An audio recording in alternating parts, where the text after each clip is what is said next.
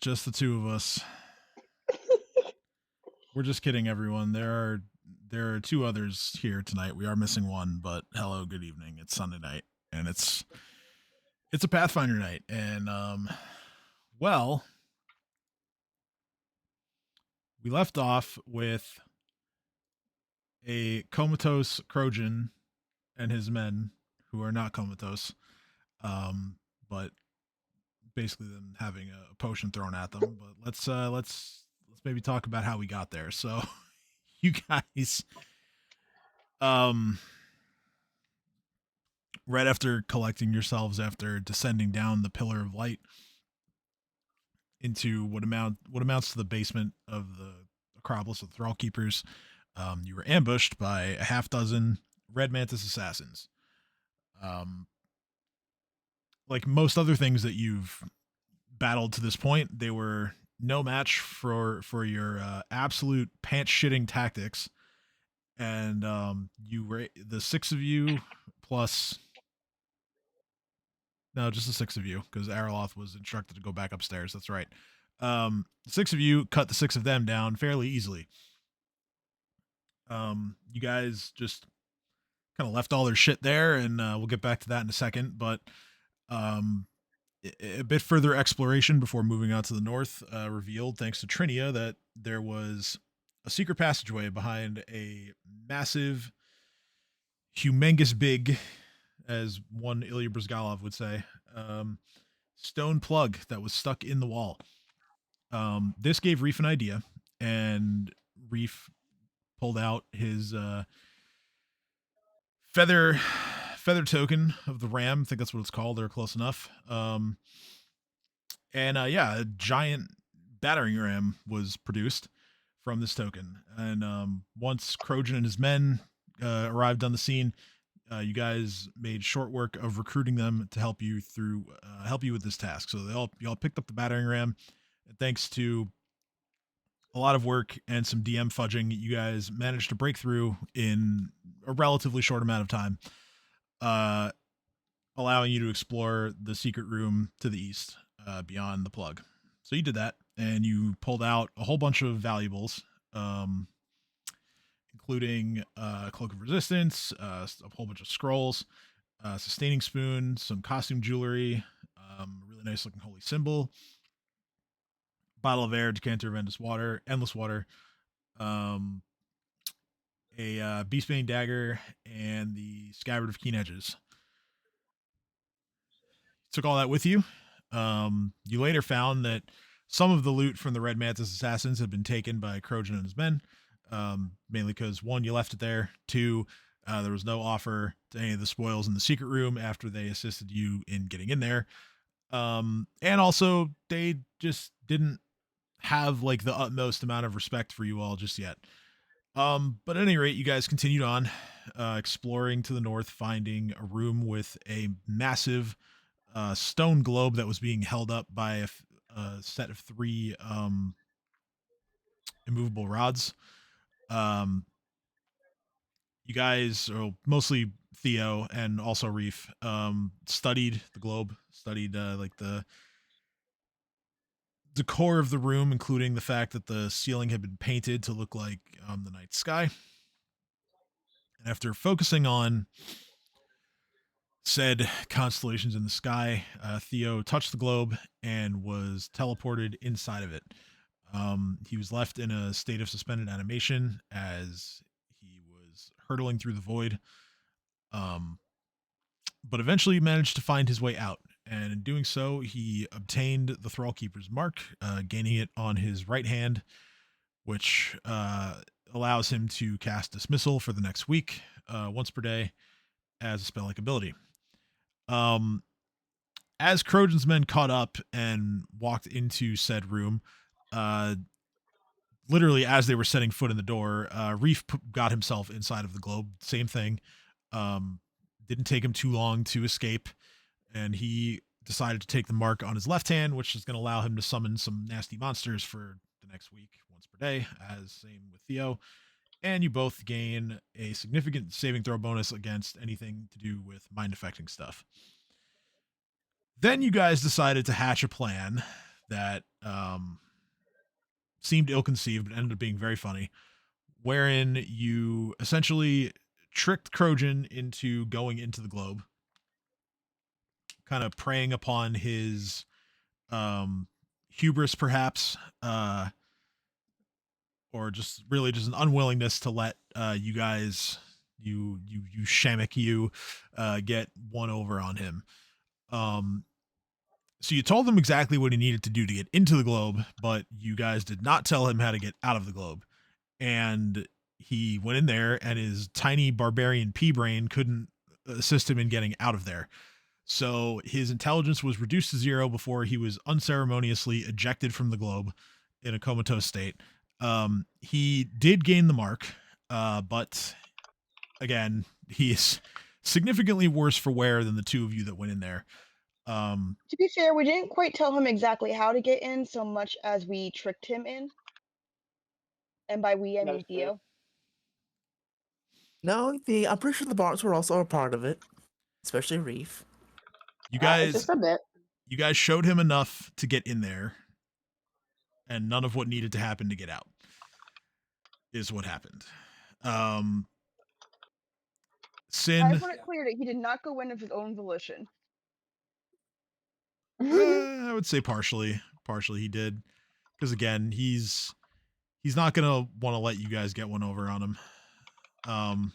But to finish up the recap here, Sin decided to be a nice guy for a change and provide the Thundercallers with a potion of lesser restoration in order to at least get Crojan awake again. And then Don't get used to it because I'm mad about it. after that, you guys elected to bed down inside the room for the night. And I realize that I'm on the wrong map because I'm where I was when I was doing prep. So let me change over. Something that I completely forgot about this whole time is that the Bone Slayers that were following you, they're there the whole time. They obviously, since I forgot about them, they did not participate in the combat, but I'll say that they were just hanging out with Crojan while that was going on. They are still with you. They've decided to sleep outside of the room. There is a bit of a Shawanti sort of cultural norm that members of different tribes do not make camp together. So that's why they're doing what they're doing. But as you guys are drifting off into sleep, two of you are going to be slightly disturbed for a couple of minutes. So this is maybe like in the middle of the night, like a few hours after you guys decide to go to sleep. Sarah, you hear a voice in your head, and it is your sister contacting you once again via sending spell. And I told you I couldn't be contacted.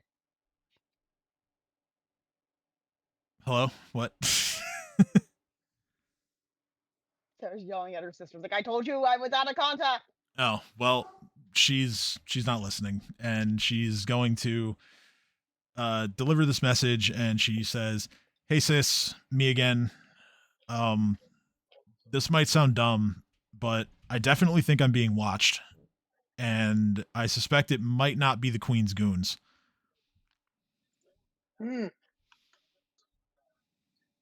What do you mean you think you're being watched? Is this a voicemail type deal, or is it like a phone call type deal? So on a sending spell, the message is sent and you can reply, and that's it. Okay. Anything else would need like further casting on her end. Thank you. So Sarah is going to be like, first of all, I told you I could not be contacted. Secondly, what do you mean? You think you're being watched? Explain, please. Context would be nice. I think "please" was word number 25, so anything else gets cut off after that. But I was trying to keep a mental track in my head, and I'm sitting here like, wow, she's doing a good job keeping this like within the spell. I imagine that's what it's like. please, and then she hears a beep while she's saying contact X would be nice. Message too long. Please wait for reply. Yes. So you're sitting there awake for a few minutes and you don't hear a response. And then just when you're thinking, okay, maybe like she's just out of magic for the day, I should probably just go to sleep. She answers you back. And she says, "Yeah, I caught a scrying eye earlier today, and I've just been, looking out the windows, and I don't really see much of the Grey Maidens patrolling the academy right now, so I'm just really confused."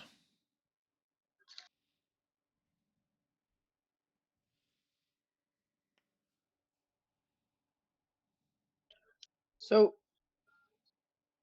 Sarah's not gonna reply yet. She's immediately gonna go wake up Reef and just be like, "I just want to double check something." Okay, so as you kind of like crawl over or however you choose to maneuver, I mean you're relatively adjacent to Reef, but like whatever you're choosing to do to wake him up, go ahead and make a perception check for me. Oh, I don't have Roll20 open. Oh, that's a problem. Yeah. It's I'm like, oh, where is? Oh, I'm not on Roll20. Hold on. While I get it loaded up, can you roll perception for me? That way, sure I don't can up. I'm sorry. can do.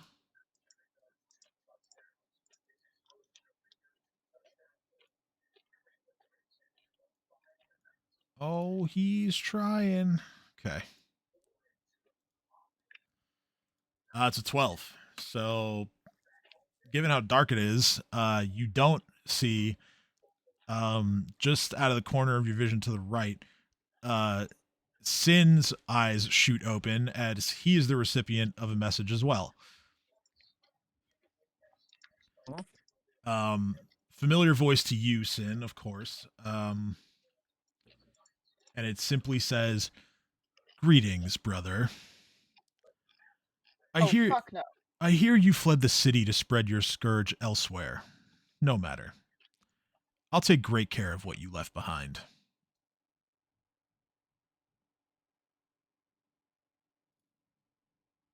Since you're a little angry up in the sky, he's just simply gonna say, "I'm not your brother, and I never was." I'm not your guy, buddy. buddy, I'm not your Wrong number. pal. Wrong number. He's not your buddy, friend. He's not your Taking guy, care of pal. something back at town. Better not be messing with my drug dealer, man. Was that actually a response, or are you just like saying that just idly? Oh no, I'm saying that out of context. I'm not telling him about my drug dealer. You crazy? Okay. He Well, said, are you responding at all? Sin simply responds with, "You're no longer my brother." Okay. So don't call me as such. Unlike Sarah, you do not receive a response to that. All right. So while this Oh, is well. happening, I'm sorry. Continue. I mean, that's all I had. But No, it sounded like Tristan had a response for Sin. So anyway, as it's happening, Sarah has no idea what's going on. She's gonna go like try to poke Reef awake.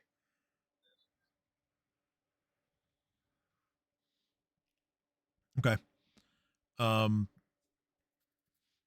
Reef, you feel yourself being poked. Up to you if you want to wake up. Okay, so Reef then wakes up. If it is acceptable for my brain to go, huh? What's happening? Why? Who's God? What's happening? Who's here? Here's like, Reef, I need to ask you a very important question. Don't be alarmed by that last roll. Theo's being watched again, and he doesn't notice because he's sleeping. Just valid. to double check. You didn't tell anybody to keep an eye out on my sister for me, did you? Or Well, did no, you I mean, put no, something to help keep an eye out on her? no. Just the shopkeep and Gerald and the crew. What do you mean, just the shopkeep and Gerald?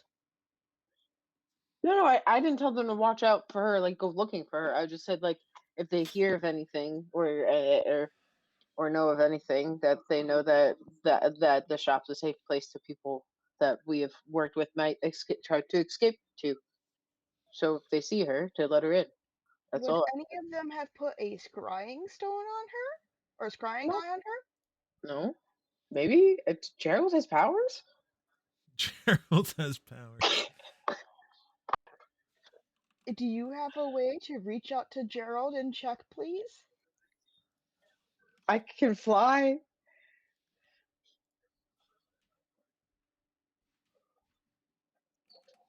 I don't have a scrying stone. I don't. I could. I have a scroll of sending. I point at the pile of loot that we've yet to sort that is inside of our camp. Okay. Sarah is trying very hard not to freak out a little. I could go ask Gerald, do you need me to? And I start rummaging through the pile of stuff, trying to find the scroll. Just to be clear, you just told him like she is she is a safe person. If something happens, let her in. Correct? Yes. Okay. Same for Vin Carlo and same for a few others of our friends. Okay. If that's all, then no, you don't need to contact him. I just figured if she got into trouble and she ran away, that would be a place that was safe, and she knew that was where her old hideout was, and it's now an established shop in a very chaotic city that somehow still gets goods in a blockade. So, one of the few readily stocked shops that isn't extraordinarily populous. You And can go back to bed. You can go back to she, bed. It's fine. It's fine. I think I just had a she weird dream. okay? Don't worry about it. Wait. You think I'm sneaking you and looking at your what? Wait, what dreams are you having? Sarah just looks at him and she's like, I do not think anything negative or bad. Even when asking that question, I did not think that you were doing anything harmful or illicit. Okay, right. We are what? And why is everyone awake? I'm just looking back and forth and around at everyone, except Theo. Theo's So sleeping. I'm Wait, assuming what? that this is What happening are by you doing on me and Theo? What do you mean everybody's awake? I just looked up and saw you up, and I saw Sin up. Sin's up. Sarah's gonna turn around. No. Sarah's like, nowhere. Oh, Sin isn't up. Sin wasn't just talking. I think whatever Sin was saying was like inner monologue kind of stuff. Oh Okay. no, I have a feeling that I saw you. up. I assumed that Sin actually responded no. Oh, I mean, he did that. Oh yeah. But but out of character, I really thought that sending spells were written like answered, like you had to say it back. So pardon me for not understanding. So then on that note, I point and I go, okay, well, he is awake. I didn't know that. Drek, are you awake?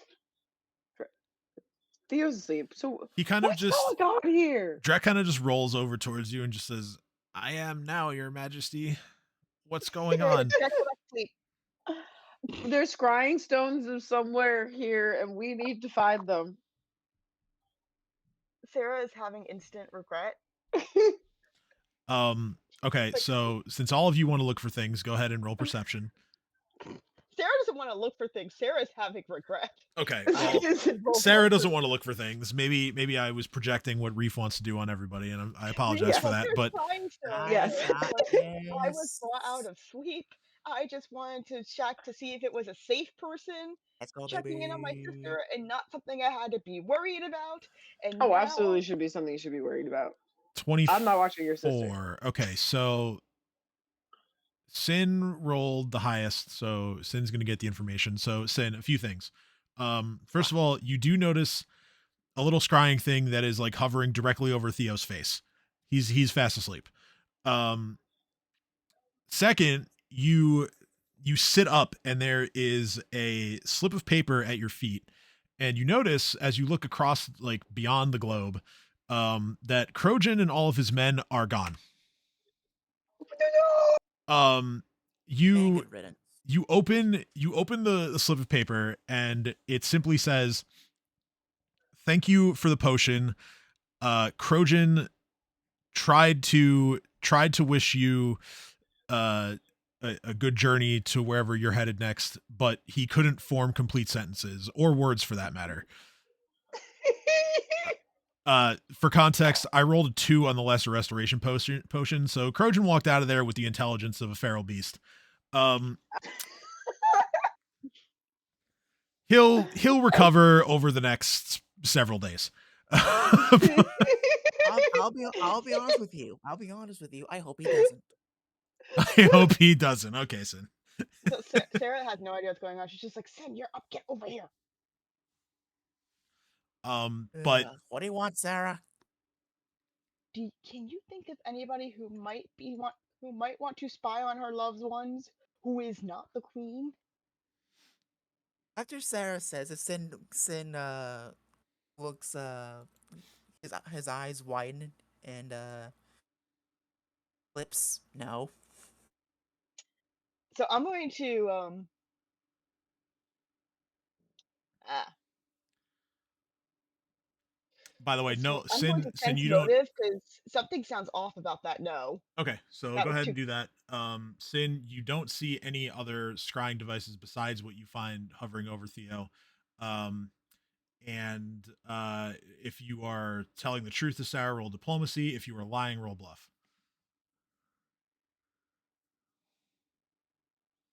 Because Sarah cannot see his eyes widen, but there was something about how fast he said no that she's like, that's us. Yeah, you can't see much of anything because you're a human and it's dark in Yeah, here. But, exactly. yeah. So I was like, I don't see his eyes widen, but I know he sounds sus. Oh yeah, and you don't. The darkness is betraying you here as you are. There's like that Can no I sounds purposely sus, fail the check? but Sin has no reason to lie to me. Oh well, yeah. If you didn't want to contest it, then that's fine. No, I want to I didn't want contest. to Just contest like it. I'm saying that because it looks like because he passed the bluff. It's Sarah. Sarah's like he seems sus, but since he successfully bluffed, she's like, I guess maybe it's like why? It's like I guess Sid has no reason to lie to me. true, but now I'm doing a double reverse bluff. Oh God. I want to sound suspicious on purpose, but I don't want to let you know why. So like nothing's out of character. I can't let you know that I'm actually worried. Yeah. So Sarah's like, hey, do you know anybody who would be spying on our loved ones? And you're like, no. She's like, are you? You know what? Never mind. I'm gonna use one of the scrolls of sending while you guys are arguing. Okay, who are you contacting? Gerald. Gerald. Okay. So Asking if anything, as if there any events have changed in the city, because he is literally going to interact with the most people and just hear conversations and overhear what's going on and be the least suspicious. Sorry, the least suspicious to Well, be that's how gathering Sarah's like, intel for are us. you sure you can't think of anything? all right. House City. So yeah, we can figure out a way to format that message in less than 25 words. Yeah, no, not gonna force you to do that. It's all right, but. Yeah, Sarah's like, are you sure? And Sin's just like, yes. She's like, okay. Okay, Sarah, come here. Yeah. Yeah. I'm gonna whisper it so no one else can hear it. That's fine. So, Sarah, come here, right there. Okay. Don't you know, right there. Well, Sarah, it's like, Sin, I can't see. She's like kind of trying to follow the sound of your voice. She's Oh yeah, crawling on the ground. yeah, that's right. You have an inferior human eye. So listen, Sarah, we might need to prepare some greater resurrection scrolls. What? Why? Remember that angel I told you about? Yeah. So apparently he knows apparently he knows enough about me to cast sending. I don't know how. So he mentioned something about curing a scourge of mine while I was there. So I hope your sister's going to heaven. Sarah just looks at him and she goes, "Okay, so what you're telling me is your brother thinks you're into my sister, and you think he's targeting her to get to you." Around. I never said that. It was heavily implied. He said scourge. He said nothing about that. Yeah, remember I said a long time ago that whatever mess you get because of me is because of whatever the hell I'm dealing with? So yeah, the time has come.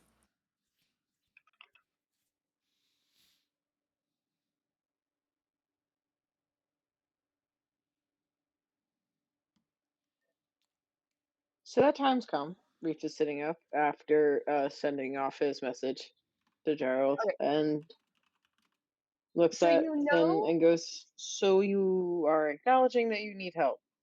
so, okay, so you know that meme where there's a girl with like all the math equations around her, and she's like, "I'm trying to figure something out." Yes. That is Sarah right now. She is half asleep. She just found out who might be spying on her sister. She thinks it's because of a misplaced, like, I'm going after, like, what you care about. And somehow that got translated to her sister for some reason. And now she is like, what is happening? Okay, I need plan. Is she in danger? But why would he think that at all? What? But he wasn't. But how? I, I, Poosa. It's okay. She's gonna be okay. She's been tucked away. well, Sarah's She's not in saying this some out loud. This protection. is all in her head. Oh, okay. Ignore But me. she's just kind of like silently staring, like trying to I get it now. I piece got it. together things. The face of calculation Yes. and panic.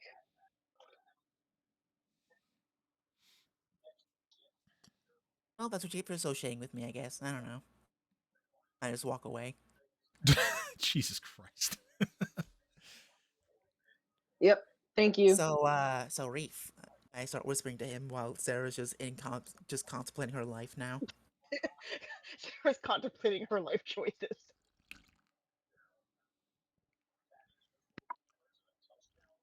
All right, so I know Theo doesn't have anyone because honestly, no bitches. Sarah has that. Is there anyone I've met that you have in Corvosa? Because I literally have no connection in Corvosa for that specific reason.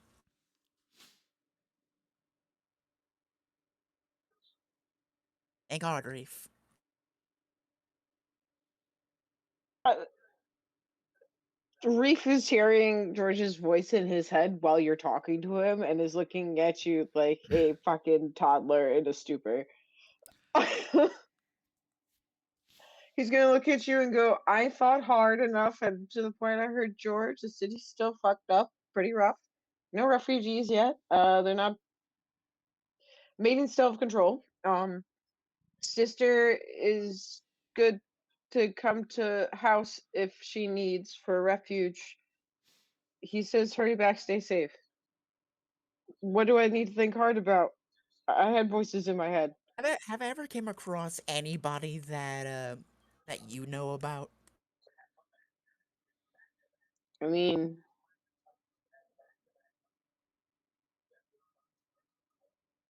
there's a few temples we've been to that you made very clear disdain for. Okay, no, there's no way an angel like that's gonna meddle with a temple. Who else? Um, I mean, we literally fought the Queen's guards trying to leave, so if anyone recognized us, then if he's not going to work with an undeadling. So, um, All right, wrong question. Wrong question. Is there anyone close to you that I've met before? Because apparently that's the route he's going for. I point at Trek. Yeah, he just does a little wave. Is there anybody else? Because he's right here, and I don't think the angel dude is gonna come over here. again point at Drac. I'm pretty Alright, sure so the rest of no. them are dead. So can confirm he is after Sarah's family. So Sarah, So start praying, I guess. I don't know. Sarah here. I'm assuming he says it out loud. Sarah's like, okay, I don't know what God you pray to, but start praying. coffee. I need coffee. I need coffee now, please. We don't have a Short coffee rest. maker. What do I have in my? I bag? give you the sustaining spoon We do have and the sustained. decanter of endless water, and I go, not coffee, but food? Sarah's like, I think I need to go home. How do we don't know. No. No, your sister, wait, isn't your sister already tucked away safely? Couldn't this just be a trap to My lure us sister's out? the only one who's able to contact me. I don't know about the rest of my family. But isn't this just a way to lure us out? You're I right. hate to tell you, Sarah, but going back is not a good idea because we're not winning. Just We FYI. can't get back into the city without them noticing us or us doing the whole flyby thing again. And well, I mean, Gerald says Reef is really bad and out of character, and George is too scared to correct him. Um, so he's just perpetually called him Gerald. And George is on the lookout for your sister, and there's a list of a few people that I left with George before we left to let him know that let them into the building. And well, there's the fucking cellars down below. We have the cellars down below may or may not connect to the sewage tunnels, and well, the were rats we befriended are also down there. And I point at Sin and goes, he's still king of the were rats, and they're still okay with it. So I kind of figured anyone the queen wanted to lop off their head could go down there if they got to Gerald. Okay. Sarah looks like she's about to have a panic attack. Reef looks at her and goes, "What? I thought I planned this well before we left." She's like, I don't know if I can handle another loss right now. Well, yeah, but that's why I planned. The were-rats will protect people. Right, Sin? I'm just gonna say quiet. Okay. I think I'm about to have a panic attack. Okay, Reef, I need you to do something very, very important. Okay. Okay? I need you to listen very carefully. Uh-huh. I promise I'm not going to get mad. I mean, I am going to get mad, but that's kind of the point. Uh-huh. I need you to slap me, please. Because otherwise, I'm going to have a panic attack. Reef is just gonna brand you on the forehead, calm. He's just what? Sorry. I branded you on the forehead with the word calm. Oh my god. Okay, 1 point of damage. I mean, to be fair, best case scenario with only 1 damage. Yeah, no, I'll take it. Because they both Like a sound giant disgusting. 7-foot dragon smacking you across the face would do more than that. So I'm just gonna I am calm. assuming that worked. And Sarah calms down. She's like, okay. I'm gonna hand you some type of reflective plate or something that we have in our hoard and just say, look. Okay. I'll be okay. There's a network, a very, very shoddy one, but some type of network for people to escape and make it much harder for them to see because the OTUs are down there and no one likes mentoring with OTUs. That's my best line of defense I got against the undead. I don't know. People aren't going to want to go down to the dank, creepy areas. They're going to want to seem like they're part of the high nobility. That's my guess. Fucking, did you not remember the giant century-years-old vampire? We could not beat him. I already made deals with him. I owe him a lot.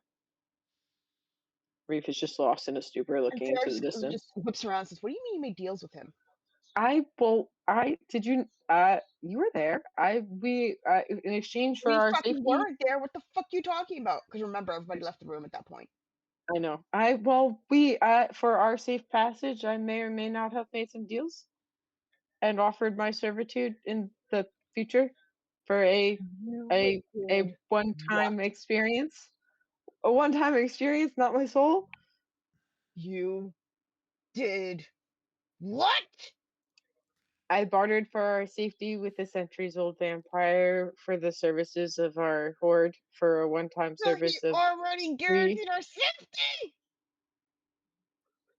You're distracting her, Reeve. Good work.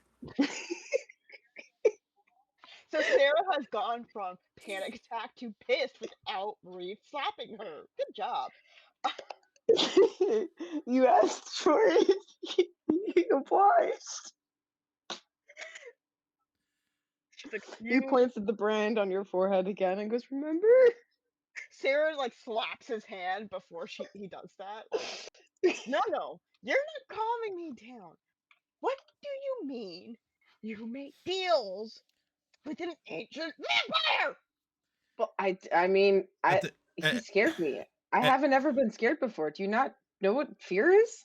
uh, I don't like it. Sarah just kind of stares at him dumbly when he says, "Do you not know what fear is?" at this point, you hear the muffled voice of Trinia as she is like face down in her bedroll, and she just says, "Can you guys go kill each other somewhere else? Some of us are trying to sleep." So Can we start with glad. Trinia? Sarah's like, "No, important conversations. Deal with it. You did what?" She's at this point like waking everybody up and does not care. She is Trinia kind of like rolls to her side and looks at Theo and is just like, "Damn, I'm jealous because Theo is still fast asleep." Theo has ignored everything. Yeah, Ramoska now annoyed, just cast lullaby. She's like, "Fine, go fuck Ramoska sleep." Arkminos. Do you guys not remember him? Fucking really savant doctor that we thought was creating the Sarah, plague, wasn't, but was actually just an ungodly powerful vampire who honestly I think rivals the queen. And I went from haha, we can take him to holy shit, we're all about to die. We didn't die that day. he had already told us he guaranteed our safety because we had you. Made a deal. Theo is just like pass the fuck out. Theo is me.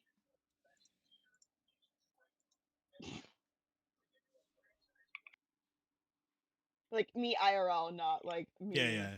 as Sarah. So yeah, but I also was in awe of his power. So yes, Reef absolutely made a deal to get into good favor with a vampire who may or may not willingly turn him into one later if it is advantageous to him at any time. Sarah rolls That over and starts digging through her bag. Reef is scared.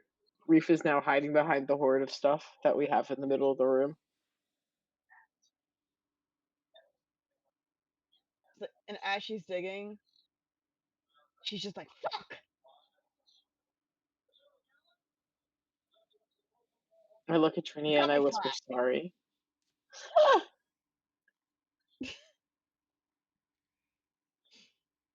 I start over the fucking pile of stuff. You just see the decanter of endless water being held up towards you, with a very long arm extending towards you, trying to hand it. Water is not what I'm looking for right now after this discussion. The other hand comes up with Shiver.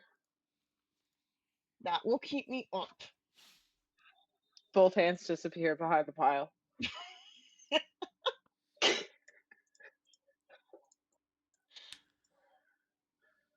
Reef has done his best to de-escalate and is now curled up like a cat behind the pile of loot away from his bedspread.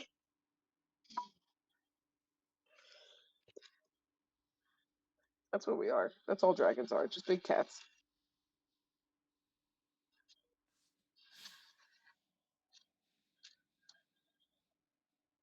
Sarah kind of just like groans in frustration. She's like, The word calm on your forehead still.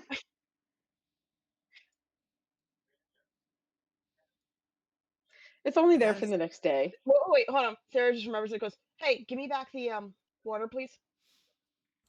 Reef just sees the extendo arm coming over the pile again. I Just cast gonna enhanced drown water and Theo. I turn it into No, you don't. Magic or says no. I try to Your magic. I try to cast enhanced water, but at this point I am tired, I am frustrated, I am angry, and I fuck it up. Reeves just says, maybe this is the sign it's bedtime. He's like, You still got a couple first level spell slots left if you want. You try again, but Sarah's like, It was worth the BA once. hey, she did it. What are you turning into? and she just whatever alcohol it is, she doesn't care. She chugs it, hands it back to Reef, and then falls back asleep. Reef just waiting there, grasping outwards for something, feels the decanter being handed back, grabs it, brings it back, puts it gently on top of the loot pile, and goes back to sleep and goes, it's safe. Amazing. The remainder of the night since is just gonna stay up. Okay. That's fine, because yeah, rest does not necessarily mean sleep. So the next morning, you guys recover the usual amount of hit points. You get all your spells back and all that. And yeah, you awaken still in the Acropolis, having I'm sure plenty of thoughts about what has transpired the previous day and night.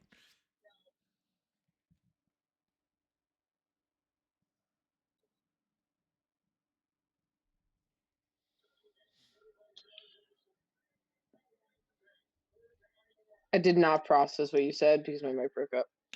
No, I said, you guys rest, you get your usual amount of hit points back, and you wake Okay, up cool. with So I didn't miss. plenty of thoughts on the mind about what transpired the day and the night before. So Reef is now cleaning up the camp a bit, looking at everyone else and more not punch drunk and half asleep, and just goes, so, well, the city's about the same status quo as we left it. We know Sin's haunting thing is aware of his existence and may or may not be aware of Sarah's. And, well, we're going to have to trust the network of friends we've built that they're going to be safe for now. Because right now we're incapable of protecting them, even if we do go back. Kojak, although I think was supposed to tail us longer, has left early, I guess, because they are not here. And I feel we should not linger any longer than we need to, and time seems now more of the essence than it ever has.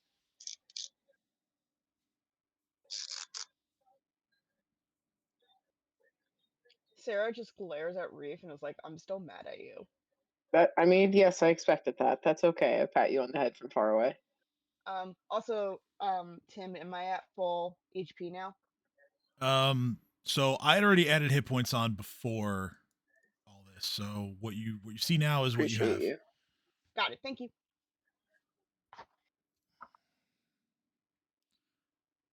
Okay. So okay, cool. All right, so you guys eventually make your way out of the Acropolis. Let me grab your token so I can copy.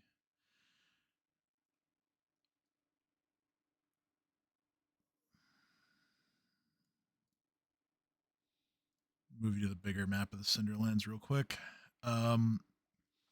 So yeah, if the idea is to go straight over to try to find the truth speaker, like was mentioned previously, that is a relatively short trip from the Acropolis into the Lyrune-Quah territory. If there's anywhere else you guys like to go first, let me know. If not, then I'll start moving everybody over there. Well, honestly, depending on what has transpired last night, I think Reeve deserves to get eaten faster. Thoughts? I'm sorry, did you just say eaten faster? Yeah, remember that monster that has to eat one of us, and then we attack our way out. I think it's appropriate punishment for Reeve for what he's occurred. Don't you think?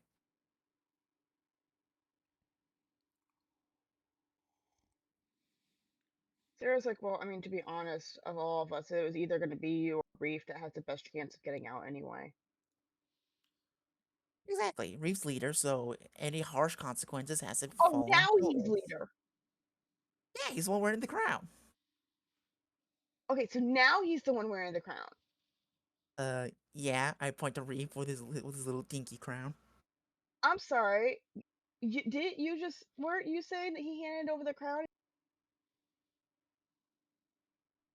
I was saying that, but now I'm not.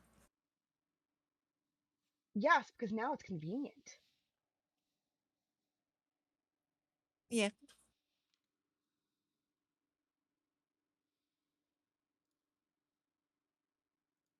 Sarah just looks at him and goes, coward.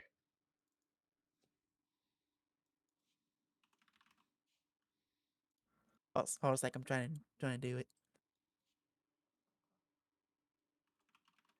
Okay, verbally back. Noise cancellation is enabled by input profile. Oh, okay, for some reason it's not working. Okay, just imagine me throwing a raspberry at you.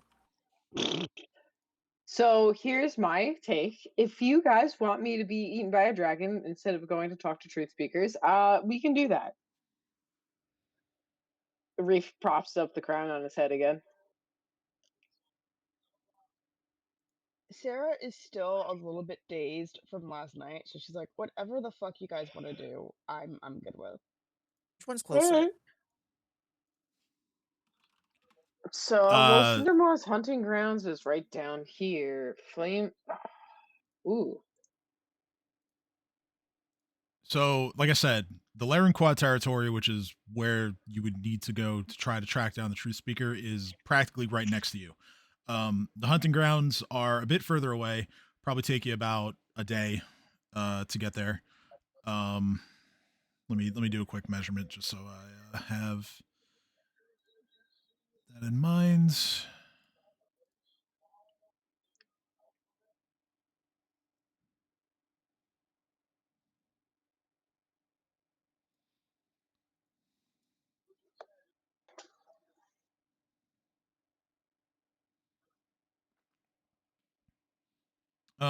Yeah, it would take like most of the day to get there. Whereas going to the Lyrune-Quah territory would only take you like a couple hours. Then let's go talk to the truth people first on our way. Just seems like a good stop point. Maybe Alright, do some let's go. trading with all the stuff we have. A Unload. noble sacrifice.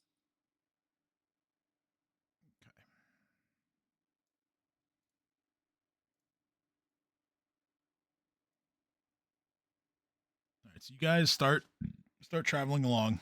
Hold on.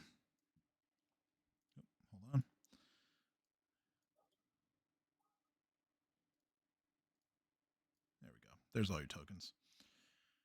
So you guys are traveling along, and along the way, again, not too long of a journey, but the Bone Slayers they kind of go around in turn, and they kind of want to know, like, you know things, like what brought you guys here, like how long have you been venturing together, just kind of like basic, like, party stuff. Um, so yeah, I mean, they kind of just pose those questions while you guys are riding down there. So yeah, we can role play that out or not, doesn't matter. But I just figured it'd be something to do while you guys are on the way there.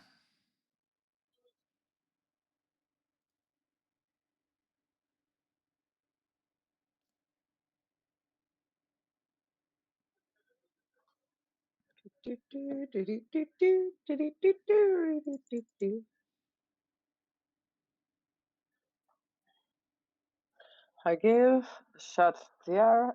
No need. Allah.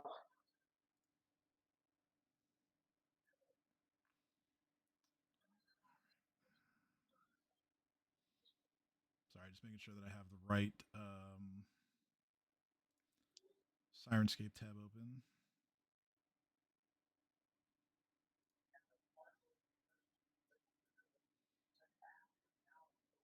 Here we go. Okay. So let's see.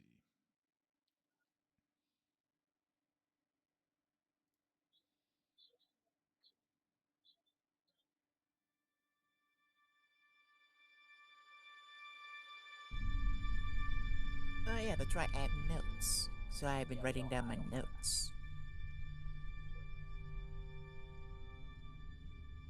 So yeah, you guys are riding along. You're making small talk or not, whatever you guys choose with the Bone Slayers. An hour Reef goes. absolutely is. An hour goes by. The weather is. It's very sunny. It's getting warm. It's still the spring, so you're not like in any sort of heat exhaustion danger or anything like that. But just know that like it's warmer than it would be if you guys were in the city right now.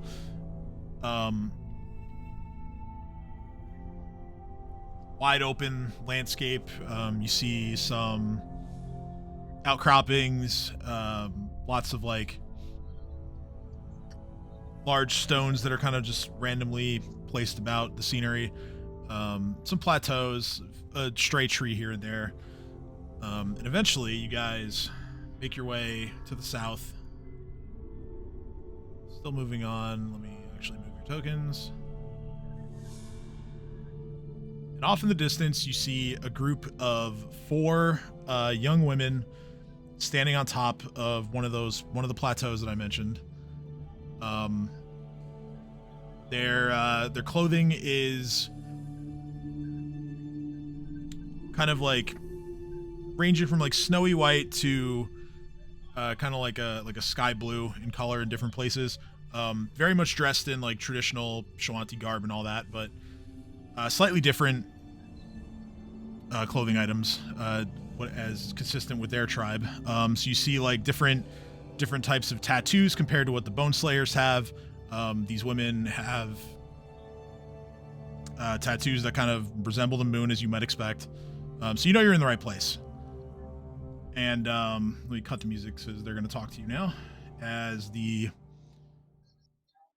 person who appears to be leading them, who looks like this.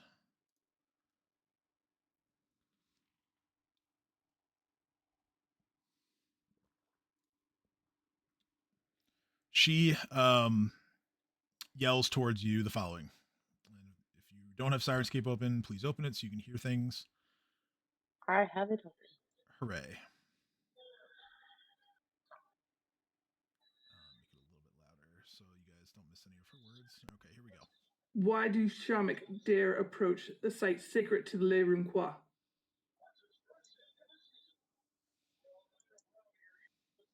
To speak with your people respectfully and to honor your traditions and to speak with the truth speakers.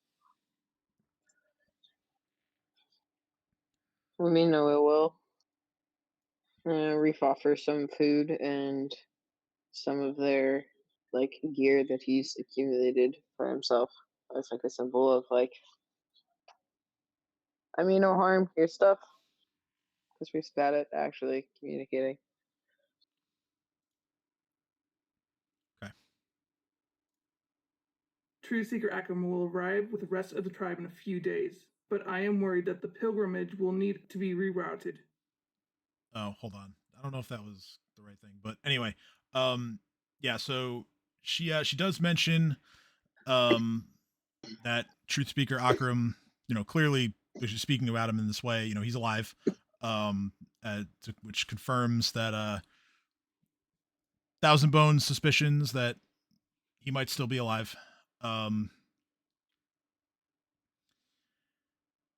There's definitely a hint of apprehension in their responses to your questions, or her response to your questions, and the other warriors that are with her, they definitely look ill at ease. Go ahead and roll sense motive.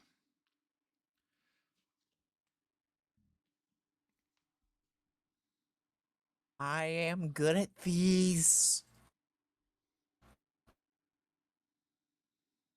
Yeah.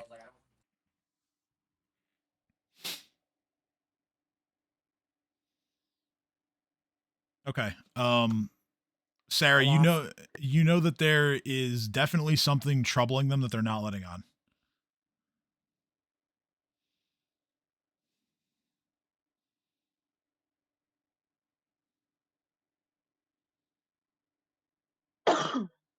So,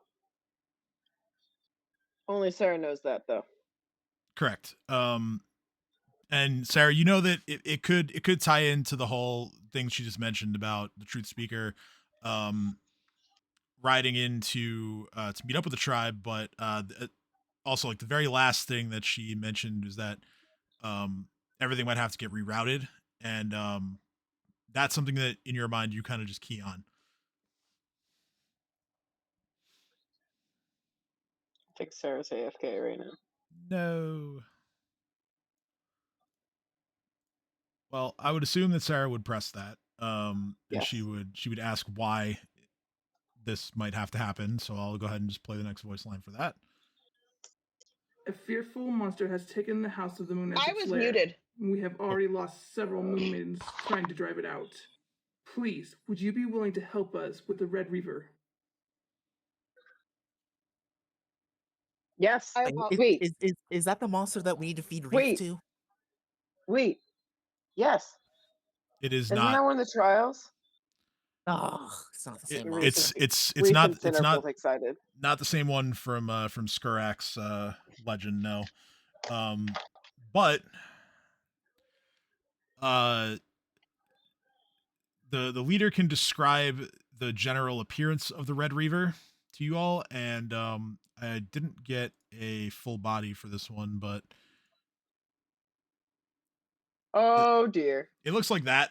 And it's at minimum it's a large creature. It's bigger than them and you. Reef is so excited. Let's do this.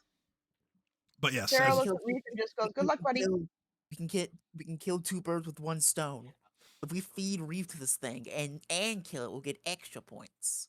That's not how any of this works. Yeah, but think about it. Think of the glory that you'll get. It's fine. Reef exasperatedly throws his hands up and goes, "Okay, wait, woo. We'll fight Reaver thing and your dragon. Why not That's both? fine. We're doing both. That's fine. We're doing both. You don't need to reroute shit unless But you don't you can find us. Start a Because new if you don't legend. find us, then Red Reaver probably ate us. But they kind of Point look is- at each other, and the leader just says, "I didn't say anything about a dragon." we did. Don't mind us. We've been told a few different tasks, and we assumed that the Red Reaver would be the dragon worm thing. And we're wrong, and that's fine. That just means there's more red things here in dangerous desert land, and that's also fine. It's more respect to you for living out here. Point me in the direction of the thing that's causing you problems, and I'll kill it. If that's what you require. If not killing is required, then I can also work on that effort. Reef what must be done, trains his Reef? crown.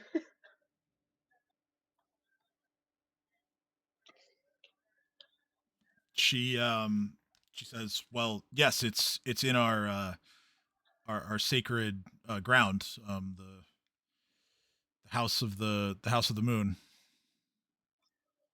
Reef is more so like saying, I respectfully understand that, but I don't know where that is. Well, she says, "Well, of course we can take you there." Reef is dumb. Drek. Yes, That's yes, Drek. yes. Drek literally just pointed at him and said that, and that's it.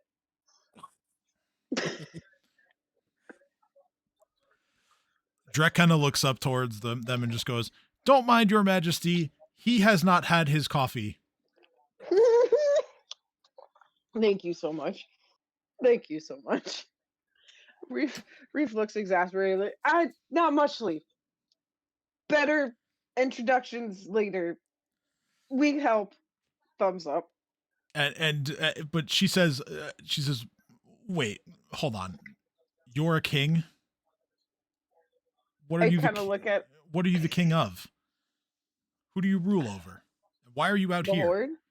The Horde. Why not with the people I rule with go off an adventure and the undead queen one day gonna be dead and hopefully I'll rule conversa? That would be nice too. But for now, just this She little just group here. she looks at the rest of her group and she just says, "Okay, you know what? You were right. We can talk about this later. Follow us." Hey, Rafe. this is what happens when you don't let Reef sleep through all night, guys. Good luck. Good luck. Rafe, Grouping meal. I think that you need to do first. What? Say don't ask questions. Ah. He have a watch root in his mouth. What? A watch root. A watch root? What's? Oh dear. It's a drug. Don't worry about it.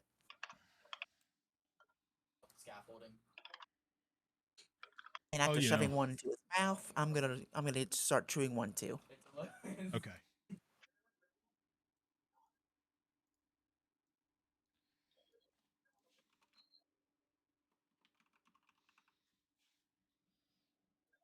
Also, Reef is more fucked up than I thought, health wise. Mm-hmm. You are. I'm going. Do I have some cure light wounds left in my wand? Hola.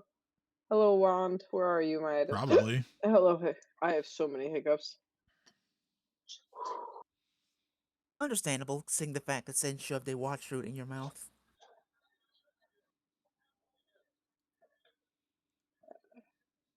It says I have 50 charges. So Means you haven't used it yet. 50? The wand. So then yes. I'm mixing things up. So then yes, I'm going to pop off like 4 charges to Yeah, see how that just goes. roll as many d4s as you want to spend charges. 4.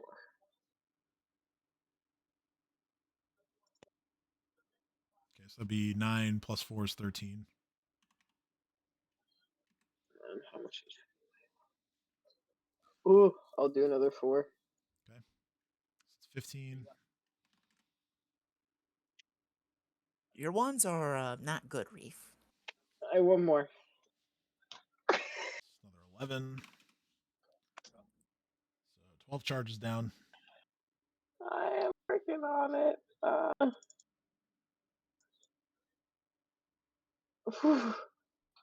One more fucking set of 4 and I'm done. Oh, there you go. That's a good roll. That's 18. Alright. Reef is looking around at everyone as you just see him repeatedly taking hits of a wand after he just shoved fruit in his mouth. Just going, I have no idea what I just ate. I'm fucked up. Heal, heal, heal. What am I about to experience? I have no idea, and I might about to die. It's fine. While Well, it's still not sober. fine. It's your wand. We've been through this, Reef. The evil healing wand is superior in every way. Well, You'll learn. yes, but I don't like admitting it. So here we are. My god says use cure light wounds.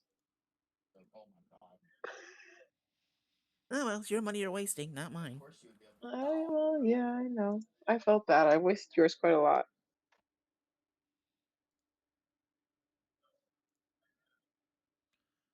Okay. So, before long, you are led to the House of the Moon. An Moon? What? I said a Moon from Oh. the Mummy. Oh, okay. Gotcha. My ADD kicked in, and I apologize. Along the way, the Moon Maidens will answer any questions that you might have about the Red Reaver to the best of their ability. Okay, what the fuck is it? So the explanation What are you get for that is that it is it's a powerful magical beast that is very territorial. it likes to kind of just roam around until it finds like a domain that is to its liking. Typically something that is, pretty large in size, to accommodate it. Um, but it's also heavily influenced by um, like artistic beauty. And so it found the House of the Moon while it was unoccupied. Um, and when some of the Moon Maidens, or perhaps like other travelers who were maybe like followers of Desna, because the House of the Moon has like a lot of Desna iconography in it. Yeah. Happened to like go there on a pilgrimage or whatever. Well, they met a very untimely fate at the hands of the Red Reaver, That who makes sense. viciously and ferociously guarded what it deemed to be its territory. That also makes sense. Alright, so it's a magical beast per se. Does it have any abilities, strengths, weaknesses, anything in particular? We're miles away from the city at this point, correct? Yes. So I couldn't like dimension door the Reaver to the city. Just No, it'd be out out of there. range. Be out of range. Thought so. Dimension door is only like 500 feet, I think. Kind of would have thought. It's like 400 plus level, 40 feet per level. So I should, okay, worth a shot. So Didn't hurt. the mention of how it can be distracted by artistic beauty is sort of the balance of the weaknesses that this thing has. It cannot be put to sleep. And the Moon Maidens kind of, say that with like an air of trust us, we tried. Yeah. As far as Weaknesses. well, that's what I'm saying. Yeah, Anything- like it's the the whole No, I like know. I'm agreeing. That was Reefing character being like, okay, so that's the weaknesses. Okay. yeah, and they explain that the Red Reaver is like it's very physically strong. Powerful like fangs and bites, claws as well. It has the ability to rend. And it can fly. It can fly. Reef. Okay, Reef says, do you know about how tall this thing is? I know out of character we know it's large, but Yeah, let me see if there's any kind of like exact description of that given. Nope, of course not. It stands on all fours. It kind of has it's described by the Moon Maidens as having like the frame of kind of like a gorilla, but obviously bigger. But walks around on all fours like a gorilla would. Kind of has that same sort of like presence about its lair, and what its territory is, that a gorilla would. If it's on all fours, probably something like 9 to 10 feet tall, and obviously much taller if it's just standing on its hind legs. okay. Sarah just looks at Reef and goes, "Well, have fun, buddy." Well, I mean, it likes pretty things. So what about you, Bard Lady? That's Trinia's deal. Have fun, buddy.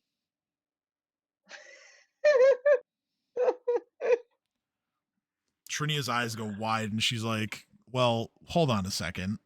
To you, Reef. That's what she says. What, you don't know me for long enough, so I'm the sacrificial lamb? No, it's more of you do like painting and arty things. You're an artist too. I like Reef I just just does make the hand things sound motion. pretty. I don't do visual art. Guys, That's if I not. love the arguing, can y'all keep it down? Monster's right there. Unless you want to argue that like stick figures count. We're just gonna go find the entrance where the monster is and go, hello, anyone home? Why don't we just lure it out? Like, Well, that's surely what. That's art. literally what I'm doing. Yeah, wrong type of luring I was thinking of. I was thinking more of bait or like a drawing, maybe some music. Well, Well, you're it, gonna get eaten Annoying. anyway, so good well, they luck. said pretty things like things like they did say aesthetically pretty, like pretty things, as in like visually pretty. Reef really did do the hello, is anybody home, and is standing right in this entranceway for this Yeah. thing. And So Sarah saying just good bring at up, it. look, you have like a painting or something in your bag, like or a drawing or a scribble. I'm not asking you personally to go in. I'm I think not it's an going important in. one. Reef's pointing straight in the doorway and goes, he's fucking gigantic. I don't think he can get through this door. Sarah's like, I'm not talking to you. I'm talking to you guys. He's here. He's big. He's right through the door. Reef is holding the sapphire earrings from the loot out towards him and the bejeweled holy symbol of Lasala in two separate hands with my really long arms, being like, hello, friend.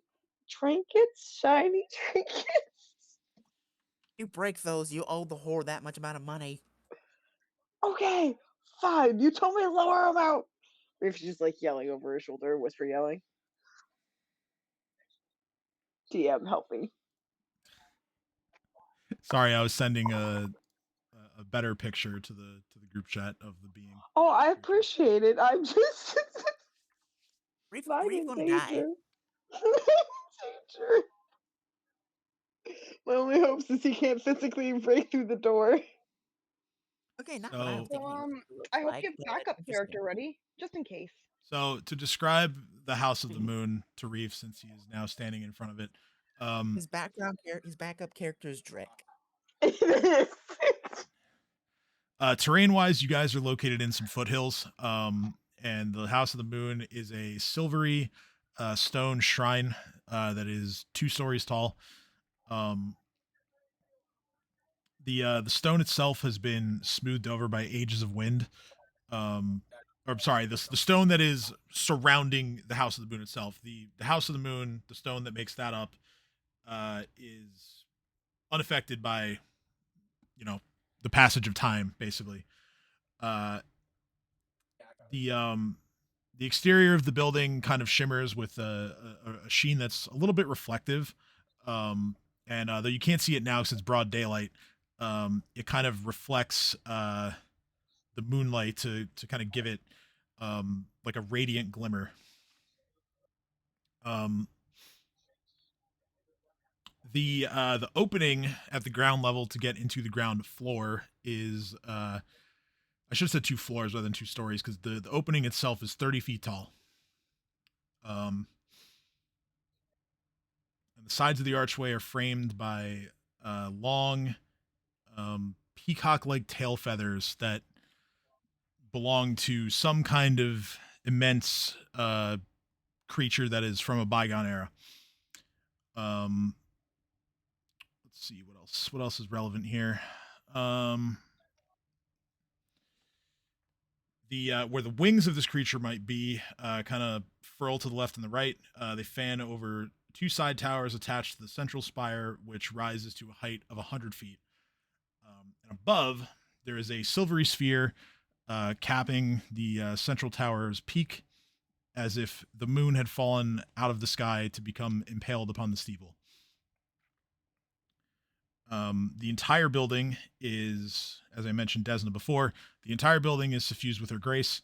Um, None of you are Desna worshippers, so I don't have to worry about that.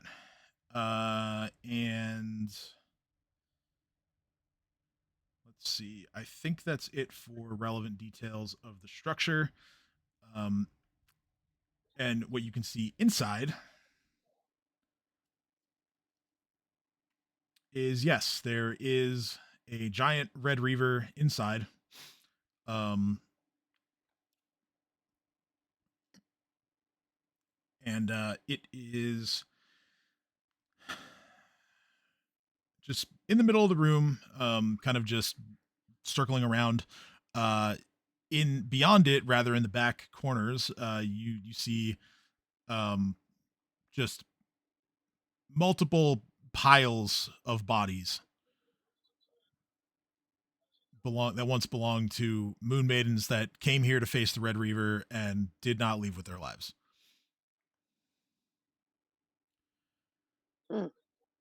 Love that.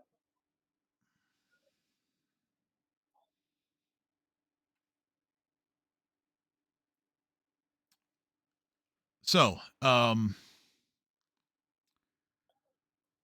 as the Reaver circles around, it eventually turns its gaze towards the opening, upon which point it spots Reef,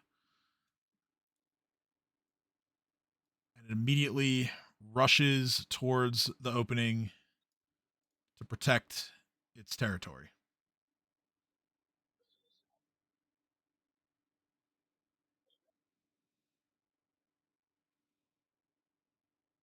What do you? So Reef is literally had a thing of the like the bejeweled Lazala thing out in his hands towards it, and the sapphire earrings. So immediately realizing that that failed, he's going to um literally brace instead and hold out his glaive. So he's gonna just put that butt into the ground, brace it with his really long arms.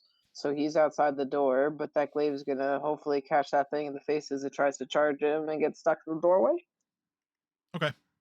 I guess roll a glaive attack. Then. Because I don't think the scythe is gonna do well for bracing, and well, the glaive literally has a brace ability.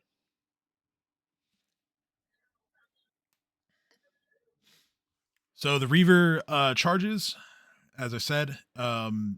You set the glaive in the ground, try to use it to brace. As it rushes towards you, the Reaver sees this and kind of alters its movement slightly, and the blade of the glaive kind of just brushes off of its hide.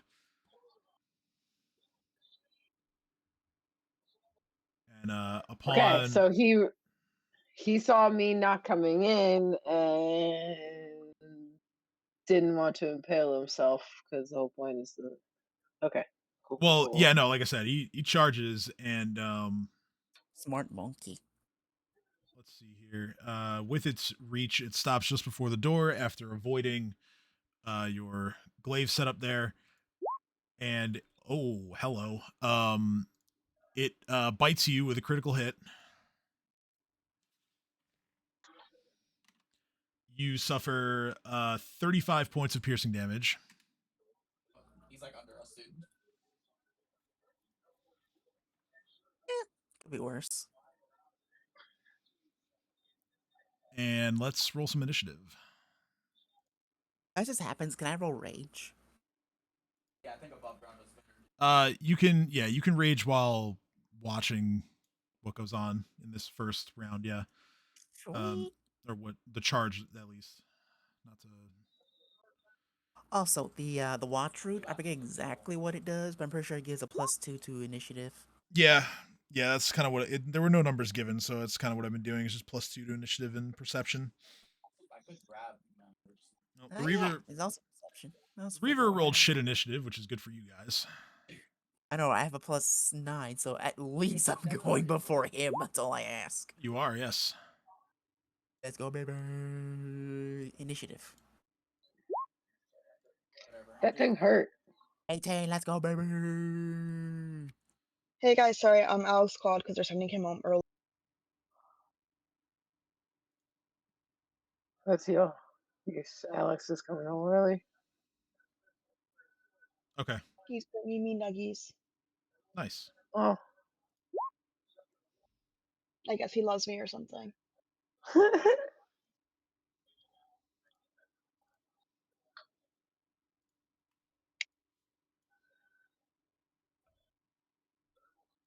I demand to be higher on the totem pole. Higher. Higher.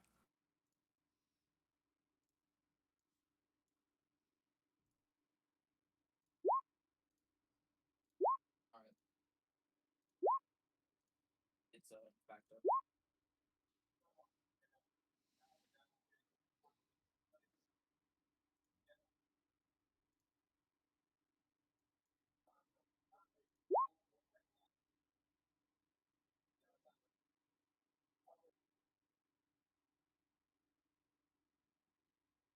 I unlocked. Oh, they are fighting with us. Sweet. All of them are fighting with us. Sweet. Why is Trinia red and against us? Well, Trini's on the list. No, I jokingly said she was red and against us because she was in the same right next to the reaver in the turn order, and her Oh. circle, although a different red, is also red, and Yeah, all she of us are rolled. either She rolled a 1. She Yeah. rolled a 1. I've just been using red a lot just because Crimson Throne. Yeah, it works. No, I just thought I was making a joke. So I know. I'm that sorry. they rolled next to each other. You're good. Tired brain. Yeah, I think I'm just Me tired. missing Sarah. I think. What about Sarah? Roll initiative. Okay, I'm sorry. You're good. No, Don't worry. no. You asked. I answered. I'm saying I'm sorry because I thought you all were waiting for me. Oh no, it's just. Although you're not anymore. Not anymore, bitches. No, I mean I rolled so low that like I'm. Okay, so why do they not have?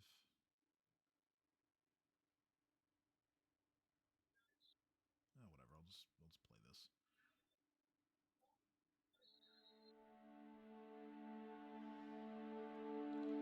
All right.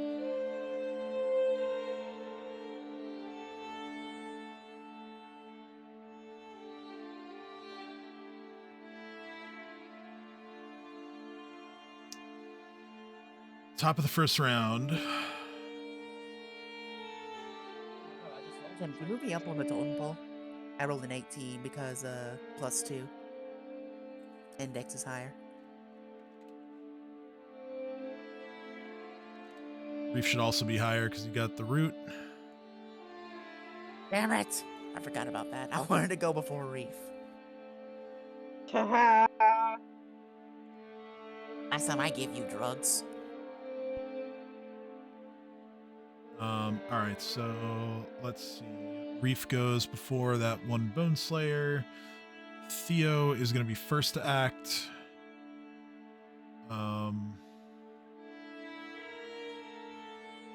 Sorry, I just got to break the other ties real quick.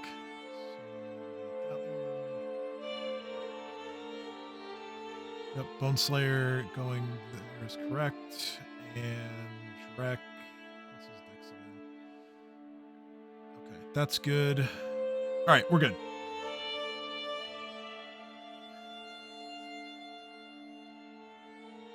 So, Theo going first is going to move to about there. He's got an angle, so he's going to draw his longbow and fire. 27 misses. What? 27 misses with flat-foot? That's insane. It's not flat-footed because it acted before this. Oh, that counted.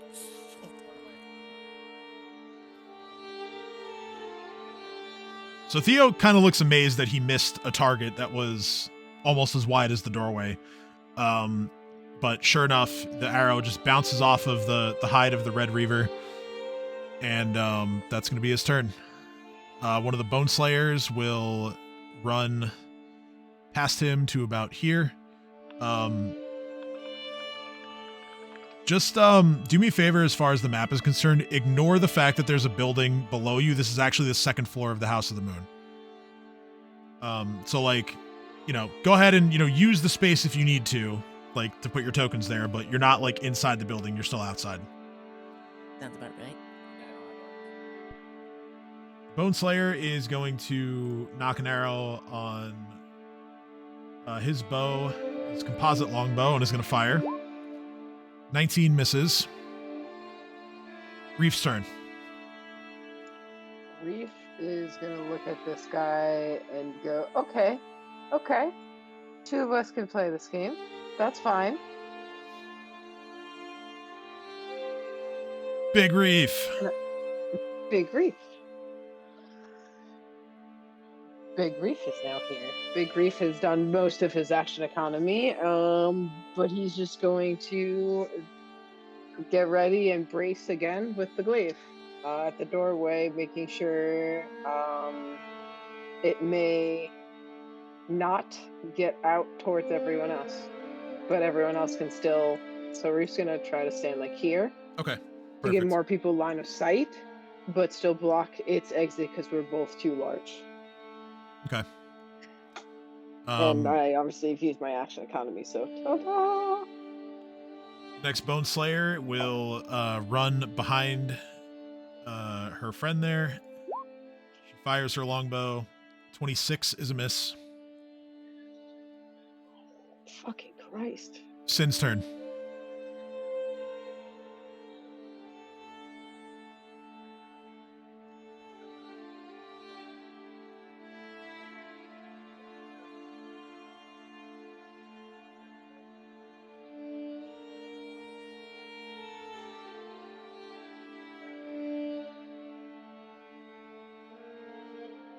Sin?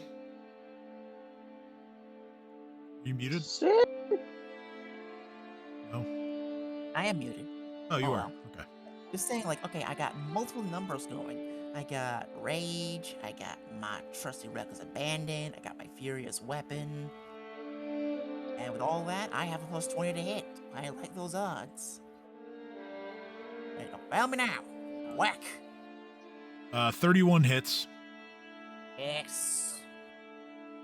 Let Tim. me check for... Okay, no DR, so 10 points of slashing damage there. Beautiful, beautiful. And we are lowering his AC, Tim, because his AC is too high. Okay. So And minus then- 2 for everyone else, minus 4 for you.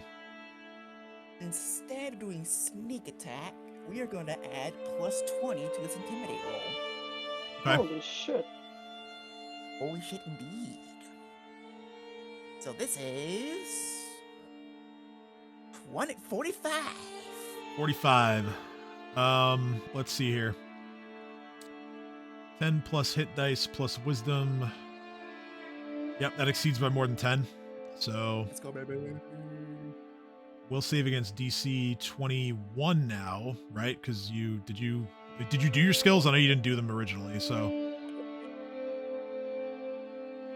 21. all right, 21. 17. Let's go.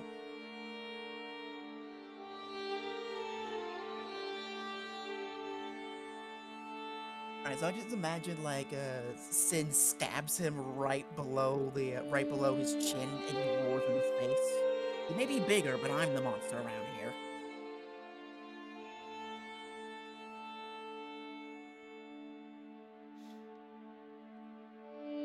All right. And feeling proud of myself, I end my turn. What condition are you sticking on it? Oh yes, of course. We are going to do frightened. All right. Give me a D4 roll.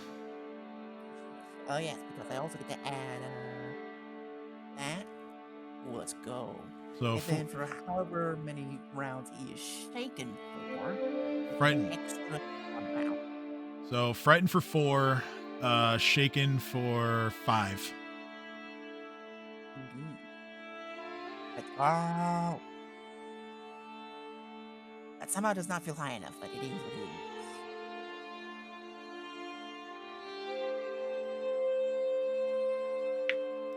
Yeah, its intimidate DC is pretty high. That's why it doesn't seem very high.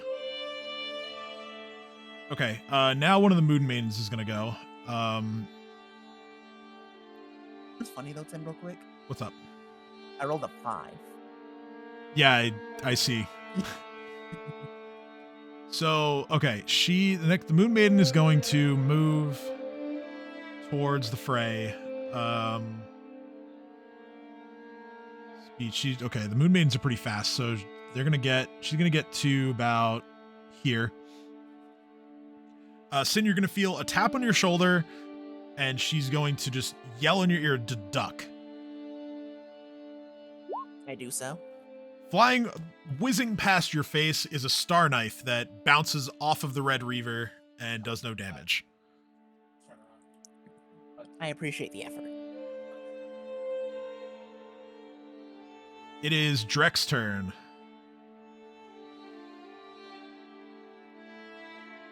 Drek, being the silly little guy that he is going to... Let me put some of his spells back on now, actually. So we'll do that. Okay, so Drek is going to move enough to get a visual on the Red Reaver, and he's going to cast one of his more powerful spells, aiming it just behind the Red Reaver to make sure that none of his friends are hurt. But he conjures up an ice storm, or rather evokes an ice storm, that's going to deal a total of 18 points of damage to the Reaver. Well, shit. All right, let's go. And you watch as just behind the Reaver, you see heavy snow and sleet kind of just raining down from seemingly nowhere, thanks to his magic.